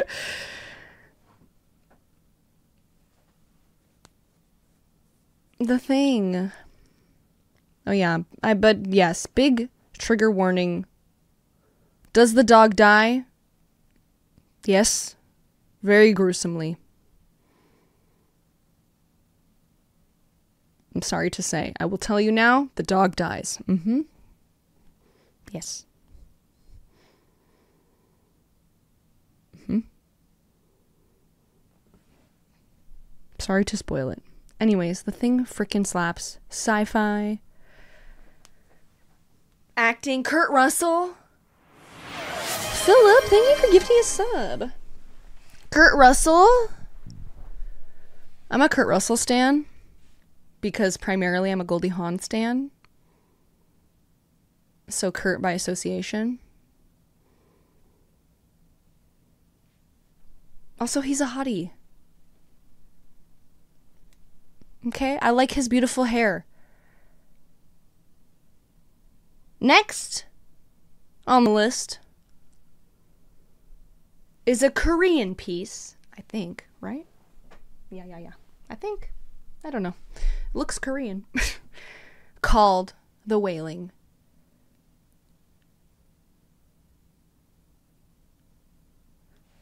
I really like it. It's too long. It's too long. I'm sorry. The Wailing, it could be trimmed a little bit. But it's a bit of a slow burn. But by the time you get to the end of The Wailing, it is...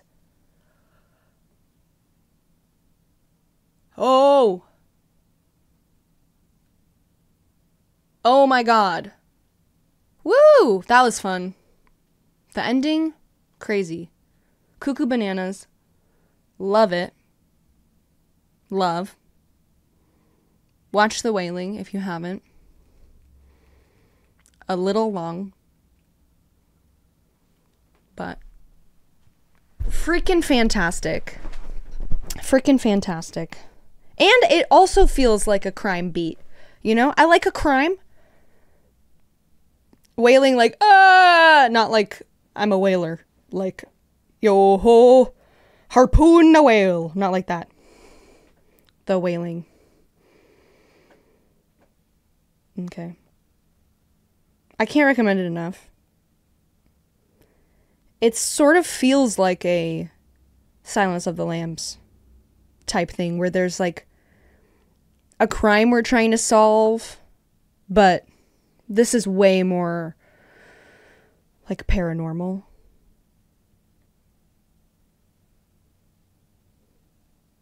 You feel me? You feel me on that?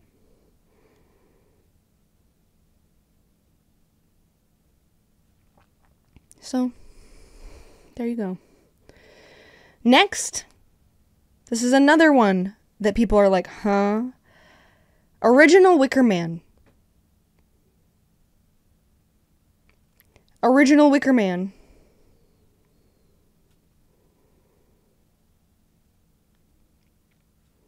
It's okay, Bunny. That was a joke. It wasn't. It was not.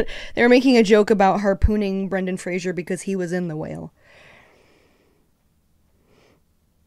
Anyways, 1973 Wicker Man, I find to slap. But I like an old scary movie. I love the vibe of 70s and 80s horror films, and Matt is not so into it. He finds them boring most of the time. But I love it, and I will say that according to Christopher Lee, this is his best role. Okay? So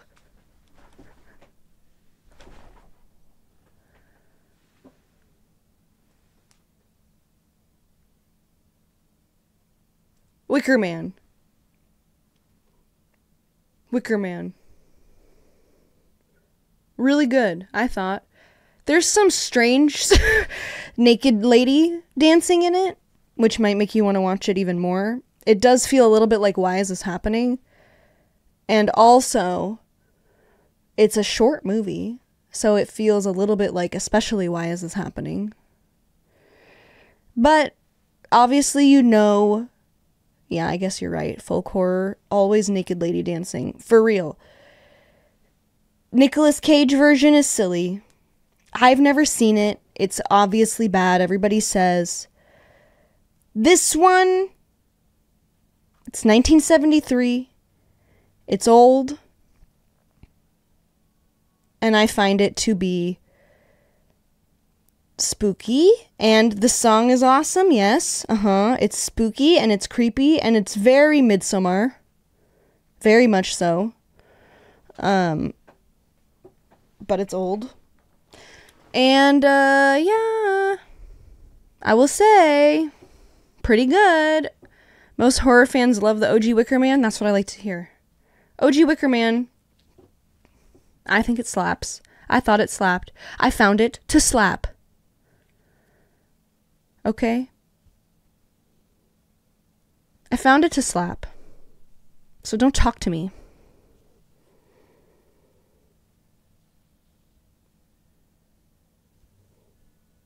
All right. Last two. The witch. The witch. Obviously. This is another one that's just like, yeah, obviously the witch. On Young Sailor Boy. Freaking slapping it, crushing it. I love this movie. So scary. Also the freaking guy in it with the cool voice, love. The lady from Game of Thrones, love. Black Phillip, freaking yeah, hell yeah. The Vavitch, very girl boss. I love it. It's scary. That's a scary movie.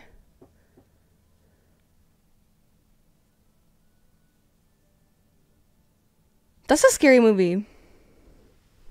And that cool voice guy was the only thing keeping Matt interested in Final Fantasy 16. I will say that. That's scary. The fuck, Gengi? The fuck, Gengi? What are you talking about?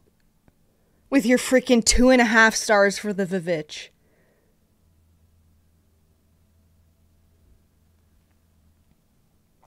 Two and a half?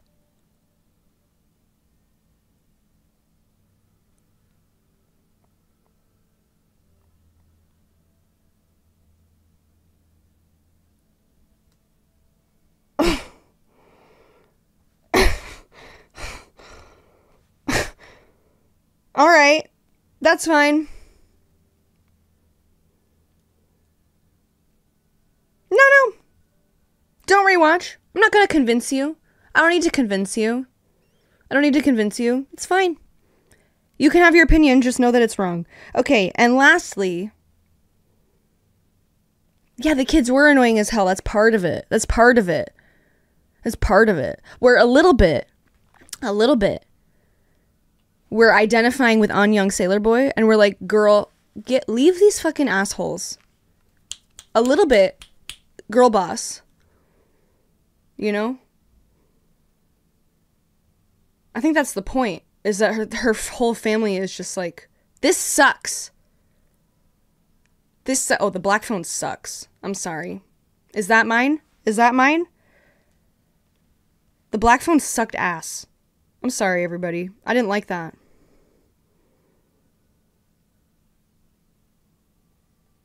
I'm fucking sleeping. I'm not afraid of your phone.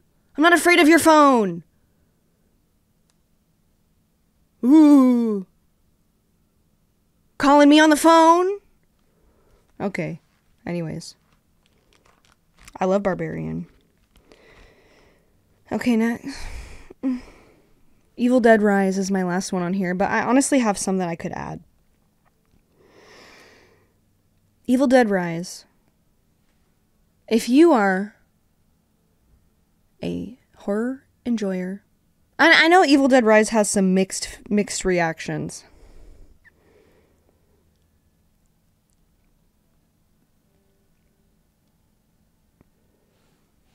I don't know, maybe I don't follow Joe. Okay. Evil Dead Rise is not for those who don't like campy, gore, Evil Dead type beats. If you like non-stop, it's what I was talking about earlier with Evil Dead and with Brain Dead / Dead Alive. Hi Joe. It feels like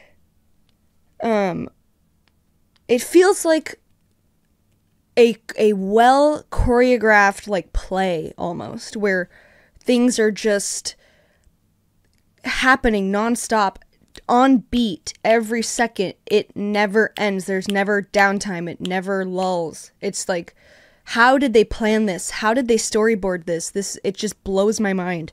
Evil Dead Rise was so gnarly. There was some stuff in there that I had never seen before, and I love that. Yeah, I know. Joe, I need you to just shut your mouth. Okay, yeah, you don't think with a mother and 3 children that it's gonna go there, and then it does. It's not afraid to be gnarly and be your worst fear in that moment. You're like, oh God, no. No, not that, oh no. And then it does it, you know? I loved it. I loved it every second of it. Joe, I need you to shut your mouth. I need you to stop talking to me. And great. But I'm seeing that we are all on the same page with Evil Dead Rise. I thought it was so fun. And yeah. Listen. Here's my problem, okay? Here's the problem. I have a problem with your rating system, okay? Because you can look at a film, okay? You can look at a film and say, while this story was not for me, I don't know about your rating system. I'm just saying that The Vivitch is an objectively well-acted, good-looking movie. Okay? So even if you're not into the frickin' story and the frickin' crow pecking at her nippy, you gotta say, alright. Yes, it is. I'm sorry. Is it not? Is it not well acted by those fucking incredible actors? And is it not well made with that frickin' cinematography?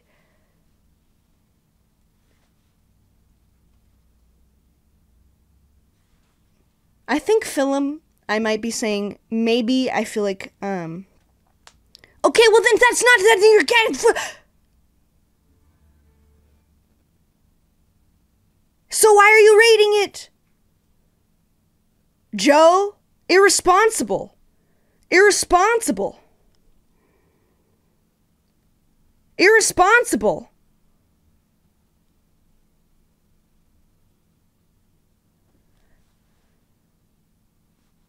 This is why I have a problem with your irresponsible rating system.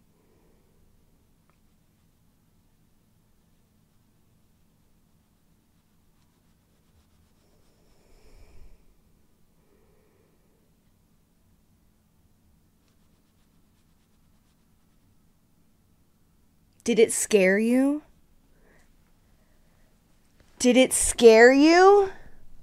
Is that why you don't like? I will gatekeep reviewing because I am the girlfriend reviews. Okay.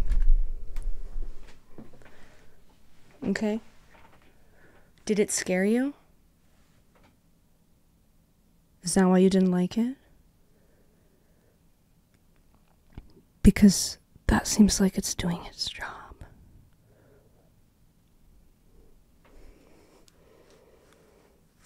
It did scare you. Yeah, I'm schwitzing. I'm schwitzing now. Alright, Joe. Okay. Anyways, Evil Dead Rise. What's happening here? If I dislike a movie, the highest I rate it is 2.5. For example, I appreciated Nightcrawler for how it's shot and acted, but I hated everything else to my core. Oh, no.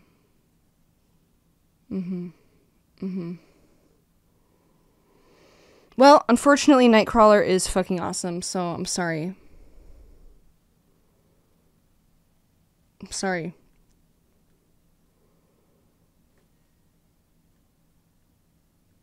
You are in the minority. How does it feel to finally be a minority? Sorry.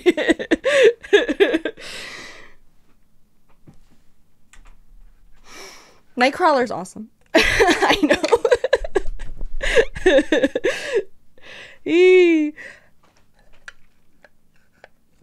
It's not fun, Nightcrawler. It's not fun. Matt will fight you on Nightcrawler. He loves that shit. He loves that shit. Yeah. If I hate a movie... Okay, no. I will review something that I hate if it's supposed to be up my alley. If it's supposed to be for me, let me look. Let me look. Let me look at my diary. No, I don't know. How am I supposed to know? Films.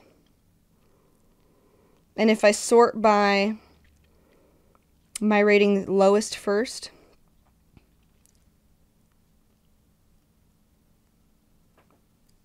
I will rate a shitty movie, a shitty cash grab, low. For example, The Meg. I gave that half a star because I don't care about that. I don't like it. Okay. Live action Death Note. Half a star. Don't talk to me. Frick yourself. This is my controversial one because horror fans love this movie, and I thought it sucked a whole butt off. And I'm sure people will be mad at me for this, and I get it. I'm happy if you liked it. Hell House LLC.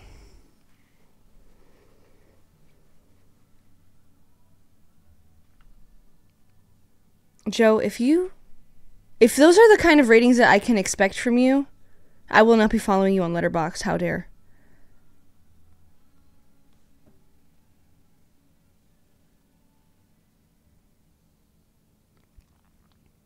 It is... Many of these are half a star, and I watched them all the way through because I gotta give it a chance. I gotta see it to the end, you know?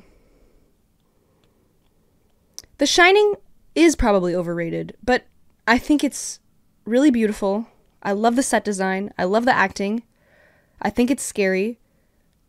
I think it's just a really good frickin' movie. Like, good in every aspect, and yeah, I just think it's really solid. La Llorona. Which one? The Curse of La Llorona? Eat my ass. 13 Ghosts. I'm mad at 13 Ghosts. I have beef with 13 Ghosts. I'm mad about it. When a Stranger Calls. The Forest is the one that you were talking about. Someone was talking about where she goes to Aokigahara. I rated that half a star. I said, how freaking dare you? Oh, okay, we're getting into my 1 stars now. Alright?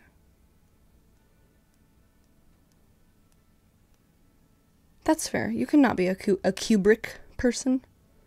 That's fair. Matthew Lillard is the only redeeming thing about 13 Ghosts. Here are my 1 stars. Are you ready?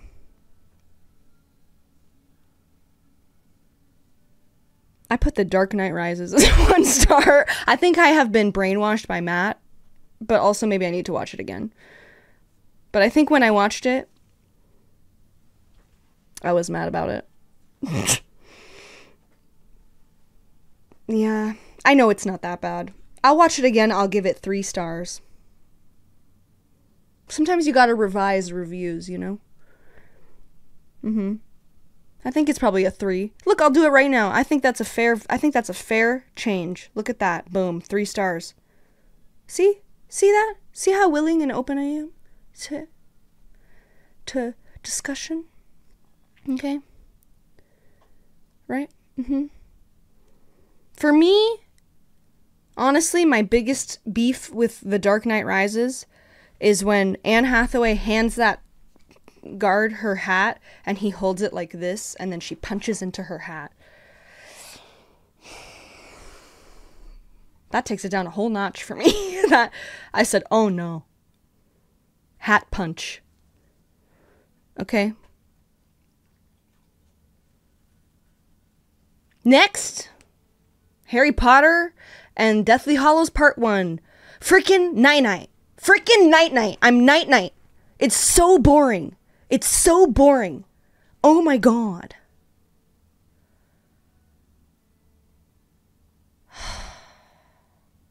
They're just so sad in the forest the whole time. I won't spoil. There's nothing to spoil. Part 1 is just everybody's sad in the forest in a tent.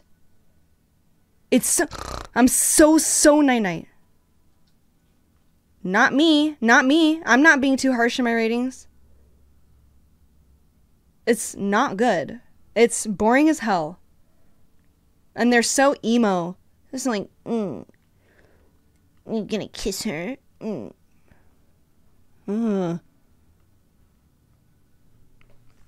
It's the worst one. It's super boring. Next, 1 star, Shape of Water. Awful. I'm sorry. Yeah, I know, Oscars. I'm furious about it. I hate Shape of Water. But I gave it 1 star because it's a nice looking movie and the acting is good. Okay? But I docked it 4 stars because don't fuck the fish guy. What do you mean? I always think about it like, oh, I'm sorry. Did somebody fall in love with Coco the gorilla when they taught her sign language? I don't think so. It's inappropriate. It's not okay. It's not a beautiful love story.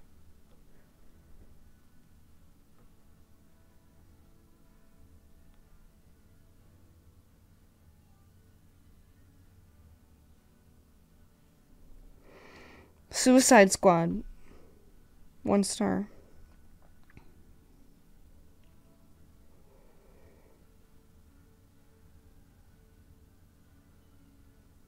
Yeah. Suicide Squad 2016, yeah.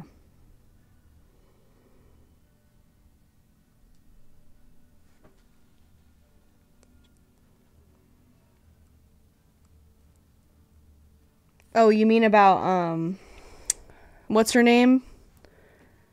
What's her name in Sons of the Forest and her freaking leotard?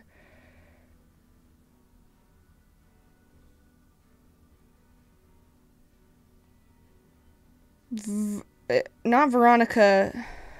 God.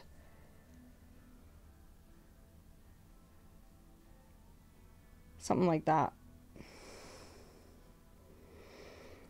Anyways, yes. Yeah. She stopped talking to us immediately because I hit her. Virginia.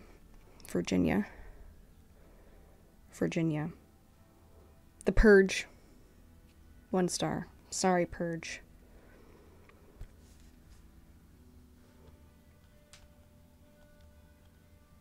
Attack of the Clones, Scott Pilgrim, and third Hobbit film are my only 1 star or lower reviews on Letterboxd. I really like Scott Pilgrim. I watched it again recently and I thought, that's a fun ass movie. They put their whole bussy into these fight scenes. I love it. Scott Pilgrim is a shithead. He's a villain in my eyes, but I enjoy the movie. Ace of Jace besmirched Scott Pilgrim and me. He's a shithead, but I like the movie a lot. Okay. The Conjuring, The Devil Made Me Do It. 1 star. I'm so sorry. I'm so sorry to Patrick Wilson. Okay, good. Scott Pilgrim is a bad guy. He's a shithead. The Nun. 1 star. I'm so sorry, Thaisa Farmiga. Tiny Farmiga, who everybody used to say when I was in high school that I looked like her from American Horror Story, and I didn't because she's prettier than me. Thaisa Farmiga. 1 star, The Nun. 1 star, The Nun 2. I'm sorry, ma'am. Here's my hot take, because everybody loves this movie. This is my horror hot take. Are you ready? Everybody's going to be so mad. Everybody's going to be so mad because I really don't care for this movie. But also, I just don't really care about this in general. I don't know. I get it. And maybe I would revise my review at this point because I understand the purpose and why. The Strangers. I don't care for The Strangers. I'm sorry. I know everybody loves it. I know it's Mm-hmm.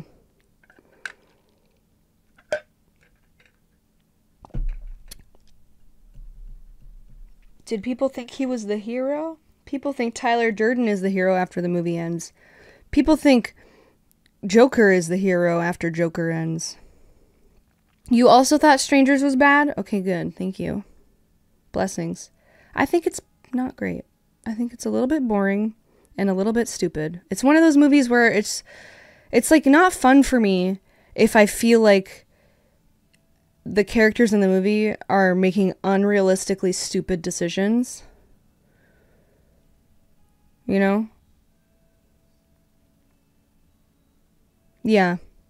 It's very, like, average horror, in my opinion. I think 1 star is not fair. I think 1 star is not fair to The Strangers. I'm gonna give it 2 stars. Okay? Look at that. It's just, like, fine. If you're having a slumber party and you guys want to watch something spooky, fine. Okay, Cobalt, well, start taking notes. That's the one with Liv Tyler. Liv Tyler and whomst. I don't know, whoever the fuck that guy is. Liv Tyler. Shutter Island and Mother. I like both of those movies. But that's okay, you're allowed to hate them.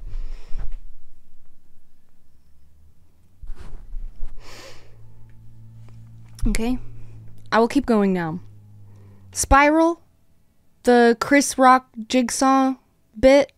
No ma'am. Resident Evil. Mila Jovovich, never talk to me again. We're beefing, we have fights, okay? Lights Out. That's nice. No. Okay. Here we go. A Serbian film. I gave that piece of shit 1 star. Yeah, I like that movie with Jennifer Lawrence. I understand. It's not one of my favorites, but I thought it was good. I did like Malignant. The 1 star is for a Serbian film. I like Don't Breathe. Don't Breathe was fun. We saw that in theaters. A Serbian film. Listen to me. Listen to me. Hear me now, okay? Because everybody, I didn't mention a deep house, but I will mention it after this, after I give my spiel about a Serbian film. Listen to me and hear me now. People on the internet will trick you into thinking that you need to see a Serbian film because it's so disturbing. It's unlike anything ever. And honestly, it's just bad. Aside from the stuff with the baby that everybody freaks out about, it's just not a very good movie. Okay? I am such a horror aficionado, you don't know. You don't even know, okay? It's just not, and even the baby stuff, it's just like, all right. These are from iBuyDirect. Yeah, I'm mad because all the time on TikTok, the 10 most disturbing movies I've ever seen, and I'm just waiting. I'm like, all right, when's a Serbian film? When are you going to mention it? And if a list doesn't have a Serbian film on it, or they go out of their way to say not a Serbian film, I'm like, fierce, love that. Love that. Because it's not good. It's not that scary. It's just disturbing ideas if you think about it. But it's not good, okay? So, don't waste your time. You're not missing anything. It's not the most disturbing thing you'll ever see, unless for some reason you think it is really realistic. It's not, okay? Is Human Centipede any good? Kind of. Honestly, not really. But as far as like, if you like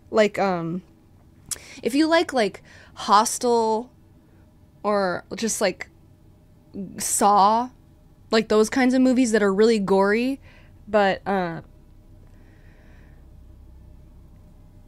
you know, like pushing the limits of humans, and what will people do to get out of a dire situation. It's kind of fun in that way. I actually saw Human Centipede on a date in high school. Yeah. Body horror. It's sick and twisted, and it looks nice. Human Centipede, I think, is a well-shot movie. But yeah. It's just basic snuff. Yeah, it's just gory horror. And it's sort of like like Hostel, like Saw. And I really like Saw 1. I think the first Saw movie is actually a very good piece of horror.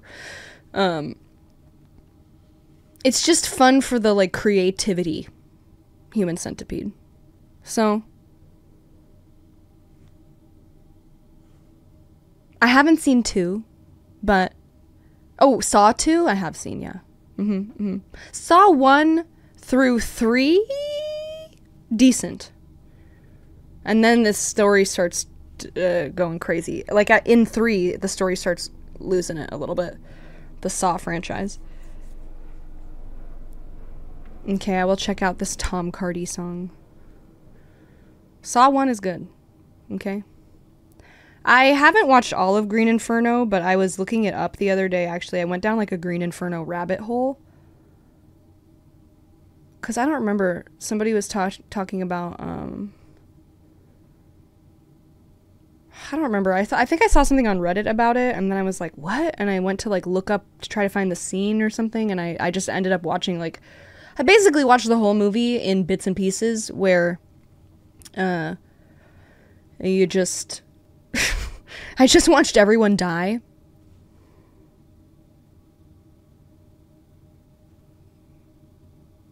You know? So. And then yeah. But I don't feel like it's whatever. Anyways. So yeah, that's my PSA about a Serbian film. Everyone's gonna tell you it's the most disturbing thing ever. It's the most freaking stupid thing ever, okay? So don't fall for it.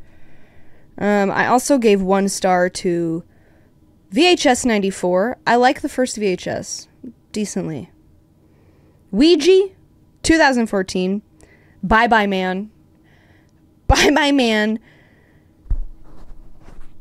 Bye Bye Man is so silly. Honestly, you gotta watch it. You should watch the Bye Bye Man because it's so silly and stupid and bad. Only if you want to waste your time, watch the Bye Bye Man, but it's kind of fun. Stir of Echoes we watched because... Martyrs I have on my list and I would like to watch it. Oh, wait, what did somebody ask me about that I was going to talk about? Oh, Deep House. Deep House is the one that's underwater. Okay. So not for those with thalassophobia. It's in the water. And I thought it was really interesting idea. And also, what's his name? Frickin' the guy in it is Mick Jagger's son. Which I thought was interesting. But it didn't really do much for me. I thought it was just, like, cool that they did that they made a movie underwater like that, and that it was a horror movie. I just was like, I don't know, there's only I think what I had a hard time with a little bit is that humans are so limited with their movement in the water that it's like things would happen where it's like, oh, we want to run away from this thing, but it's just like, you know, like the swimming is so slow that it just kind of feels like if something was going to happen, it would you know, but I thought it was interesting. I liked that, you know, they were sort of trapped under there, and if you like The Descent, you might like it. It's a similar kind of vibe, of just like what the hell is happening, we're trapped, it's sort of, but Deep House is more paranormal. So, I mean, it's worth watching. I think it's interesting, and I like that they did that, and the ideas are all really cool, but there wasn't really anything that I have that has stayed in my brain about it. Yeah, it's scary how hard it is to move in water. I'm sure you do swim like a shark. Stir of Echoes we watched because Matt said that people on Reddit always talk about how good it is, and let that be a lesson to you that people on Reddit don't know what they're talking about.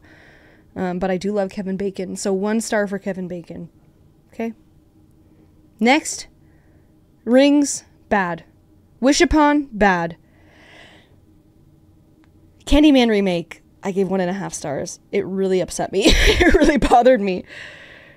Lamb, 1.5 stars. I did not like Lamb. And I see that's a movie that people like to talk about on TikTok too, as it being like this interesting thing. It's not. It's not. It's not. I'm sorry, it's not. Ooh, here's another hot take. And honestly, I will probably give it another shot. I think I'm going to give this movie another shot because everybody loves it in the horror world. It's a horror darling of an indie movie. Okay. But I watched it and I said, ugh. Okay. And that is Lake Mungo. Oops. Focus on me. Focus on me. Camera's upset about my Lake Mungo opinion. Okay. A girl walks home alone at night. That sounds so familiar. I think it's on my list, but I don't think that I have actually watched it.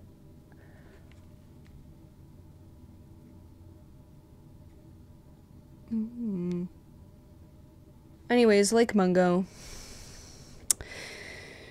Everybody loves Lake Mungo. I will tell you about it. It's supposed to be like a documentary. Like it's a documentary style found footage type beat, you know? And this girl dies.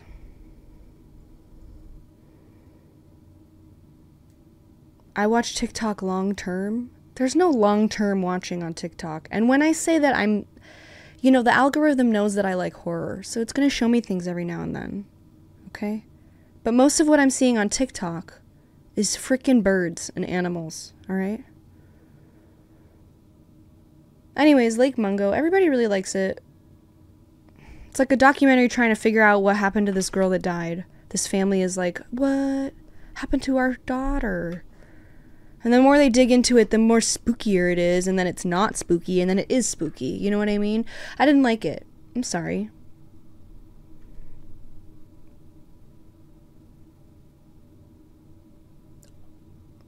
Is A Girl Walks Home Alone at Night the R word one?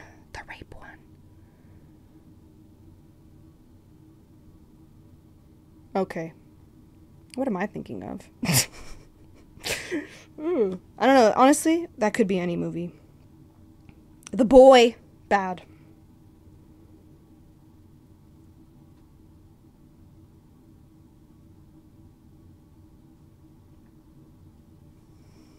Anyways, these are all bad. Who cares anymore? Oh, Last House on the Left is what I'm thinking of. I have seen Rosemary's Baby.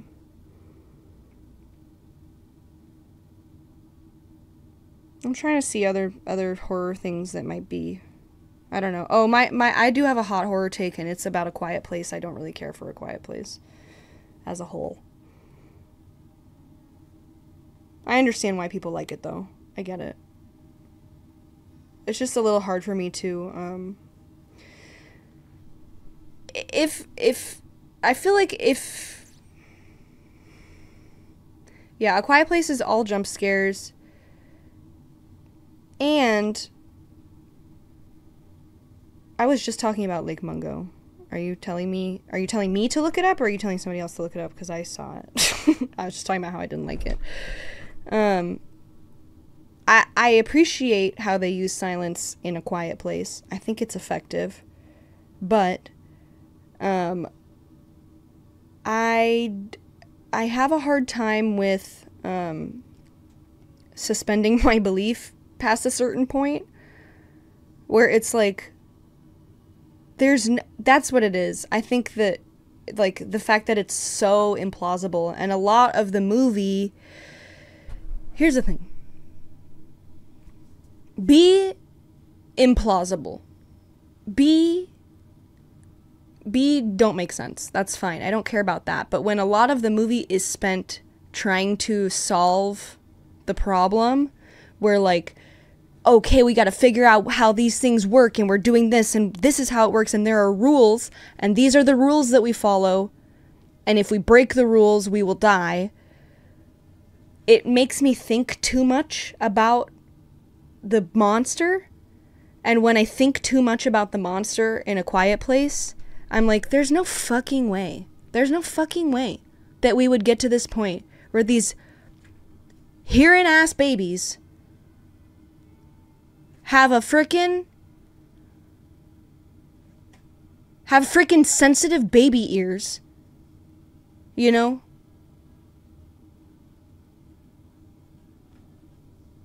It's just like, it bothers me. I don't like that. Like, obviously this wouldn't happen. Let's say for you know, if A Quiet Place took place right when it was happening, and there was, like, government interference or something. I know that they show you that in the second one, like, right when it starts happening. But I don't buy that we would lose to these fucking things. I just don't buy it. That it would get to the point where most of the world is dead or, like, hiding out because of these things. You know? I also had issues with Us. I also had issues with Us. I really liked it. I really liked it until the end. Until they started telling me what was happening, I didn't like that. Oh. It really bummed me out. Really bummed me, because I thought it was super spooky and super scary, and then when they told me what was happening, I said, oh no. No. Okay, A Quiet Place day one. I will give it a shot. But I already know that it's not going to go well for them, so I have a feeling that I'm not going to enjoy it, and it's going to bother me. And if you watch A Quiet Place, they open the frickin' movie or whatever when they come into their house with a frickin' whiteboard that John Krasinski's, oh, don't worry, he's going to crack the case.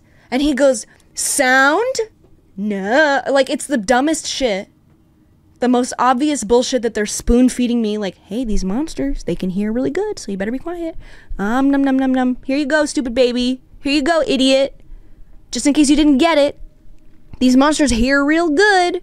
Num, num, num, num, num. You know? Yeah, I understand. I don't need you to write big words on the whiteboard saying, hey, idiot. Just in case you were picking your boogies.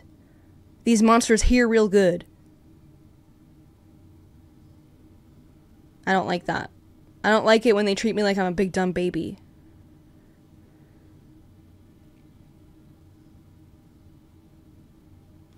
That's my problem. So I'm not a big dumb baby.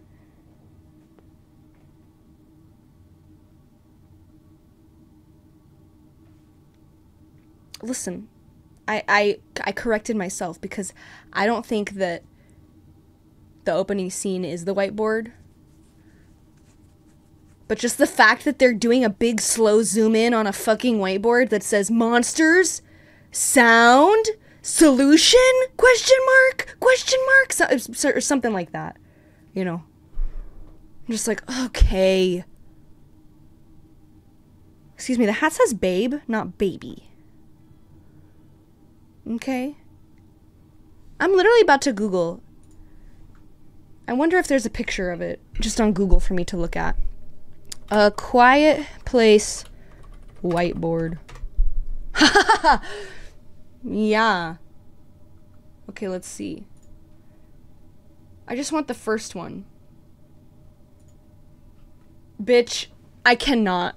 This makes me so furious. I'm sorry. Oh my god. Okay.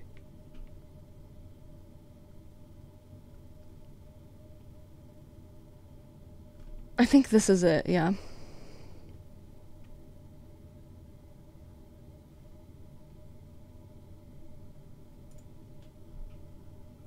Where's the I'm having trouble finding it from like a nice shot of it from the first movie. Here. Yeah. Okay, I found it. I'm gonna put it. Oopsie.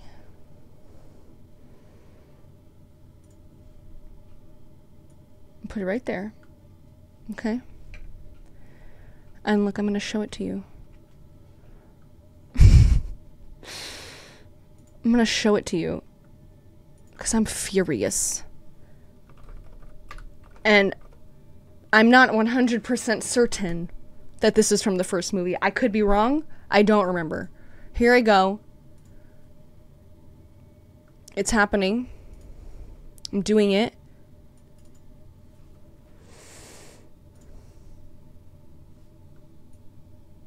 Okay? Let's discuss. Let's discuss. Creature. Blind. Attack sound. Armor. How many in area? Confirmed 3. It's just like, here you go. Here you go. Open up. Here comes the choo-choo. Meow. Okay? Yes. After an inciting incident where we've already learned all this stuff. Survive. Medical supplies. Soundproofing. What is the weakness? It's so bad. What do you mean? It's so bad. Blind. Attack sound. And keep in mind, this is after we've already seen that kid get frickin' snatched because of the sound. Okay? So keep that. It makes it worse when we already saw that kid frickin' tippy-toeing on sand. Them tippy-toeing on sand to get home. Being the quietest little tiny tippy-toers ever. We've already seen them being like...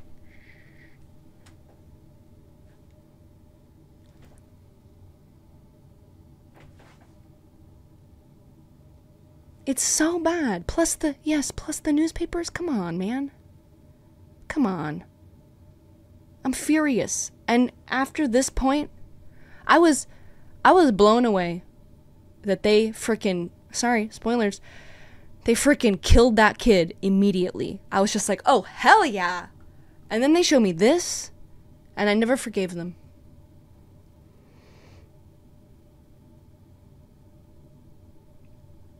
I said, John Krasinski, how could you?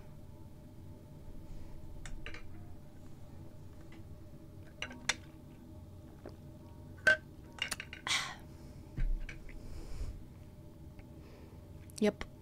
Oh, if you want to, I do love a horror movie that isn't afraid to kill kids.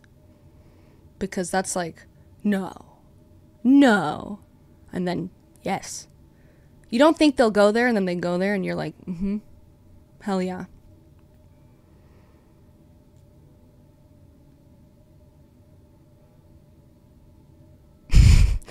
I like how next to the board where it says, what is the weakness, is a newspaper that says, it's sound!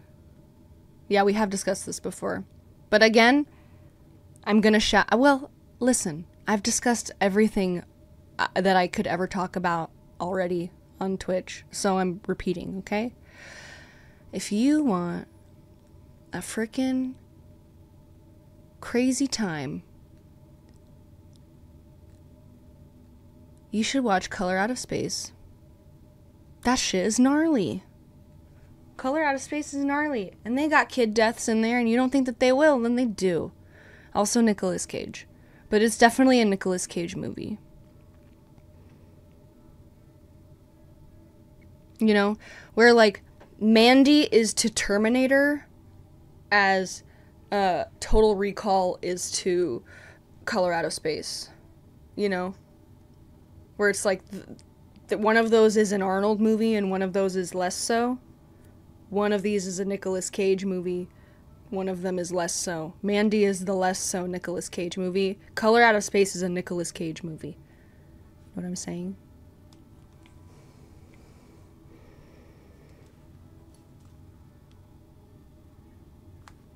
I'm furious. I will never forgive them for that.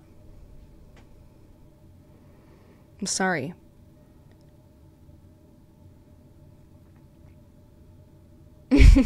That would be fun. I am out to fight today. I have alerted that it's because truly at any moment I could start my period, and you know, the body is retaliating. So, you know what? We're being honest today on the chat, okay? It's a struggle. It sucks.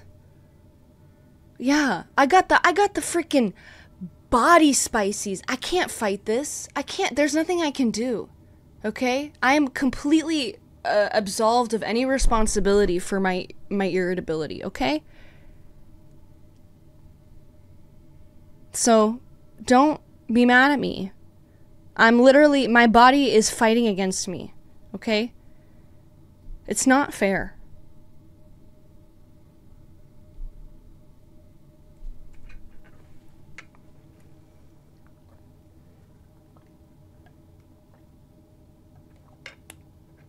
You know what I think? I think it was a crime to get rid of the red tent. That is what I think. Please bring back the red tent. Please let me free bleed into a straw tent. A straw tent with all the other ladies. And we sit in there and we sit in straw. Please. Come on. Why? Why would we not?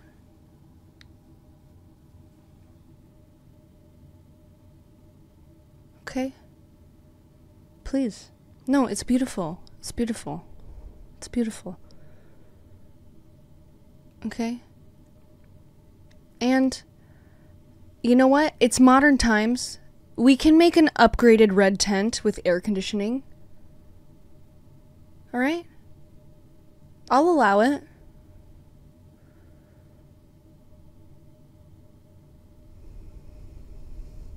What is this, Gangi?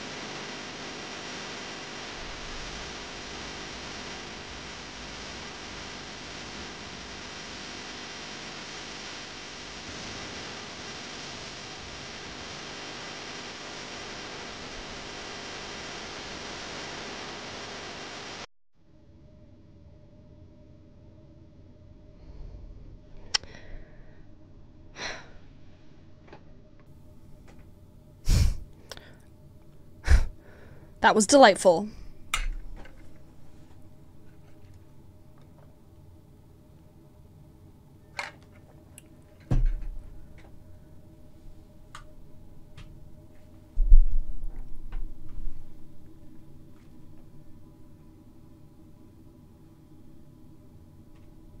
Where did my freaking... Here it is. Bye, quiet place.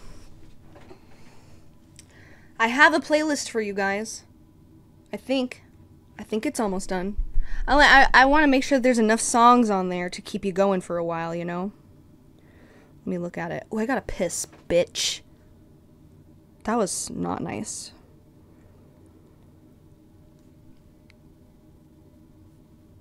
How many songs are on here?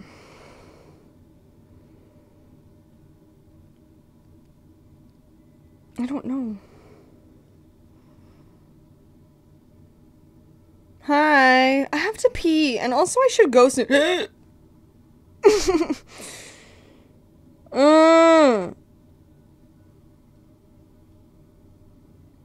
I'm struggling today, Strugglina Aguilera. I have to go to the storage unit. Oh, I have so much to do. Oh, and I just let myself, I'm like, it's fine, I'm working. I'm working. So it's fine that I'm just here talking shit. You know? Talking my shit.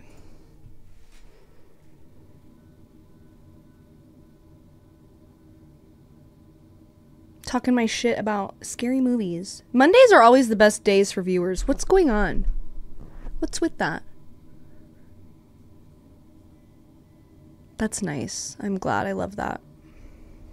I want to go to the storage unit, and then I want to go to the flea market that's near the storage unit. Whoa! Dr. Brogbo? That's so gemberous. Thank you so much. Wow. And a picture of Gil Grissom that is just the best. That's a mood booster right there. Thank you so much. There's a fart. There's a fart for you, and here is watch your profanity. Because I'm going to the storage unit today, and that's from Storage Wars. Watch your profanity. I love that. I love when he says that. Watch your profanity. We need you to stop scritching or yiffing or whatever. That's not nice.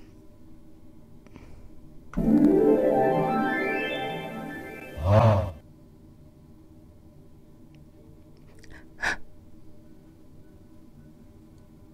You know, it's just it's intense. It's intense energy.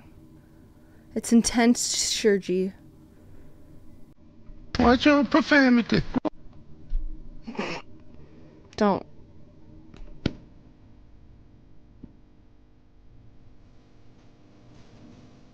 Wow. Chaos. Chaos is a ladder. So. Where's Matt? Okay, I should go. Should I go? I should go. I need to go to the storage unit. And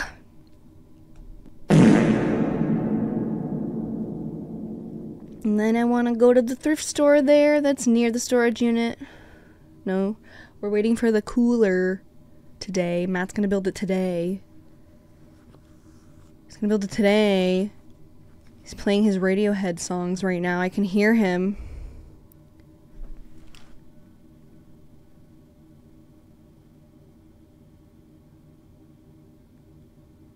I gotta go.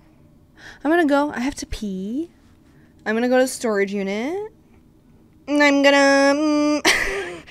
I'm gonna scream into the void, and maybe the void will scream back. What do we think? And then maybe by the time Wednesday rolls around, I'll feel like playing something. You know?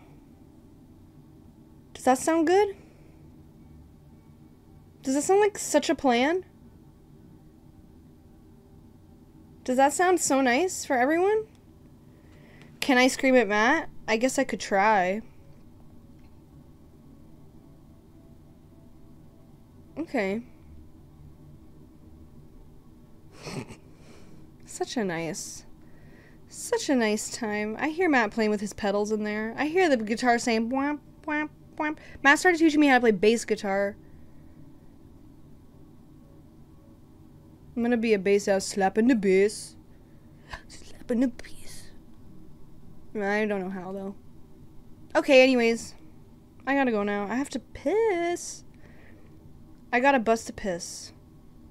Bustin' a piss. Bustin' a piss, slapping the bass. Bust a piss, slap the bass. Be good, make good choices. Bust a piss, slap the bass. Bust a piss, slap the bass.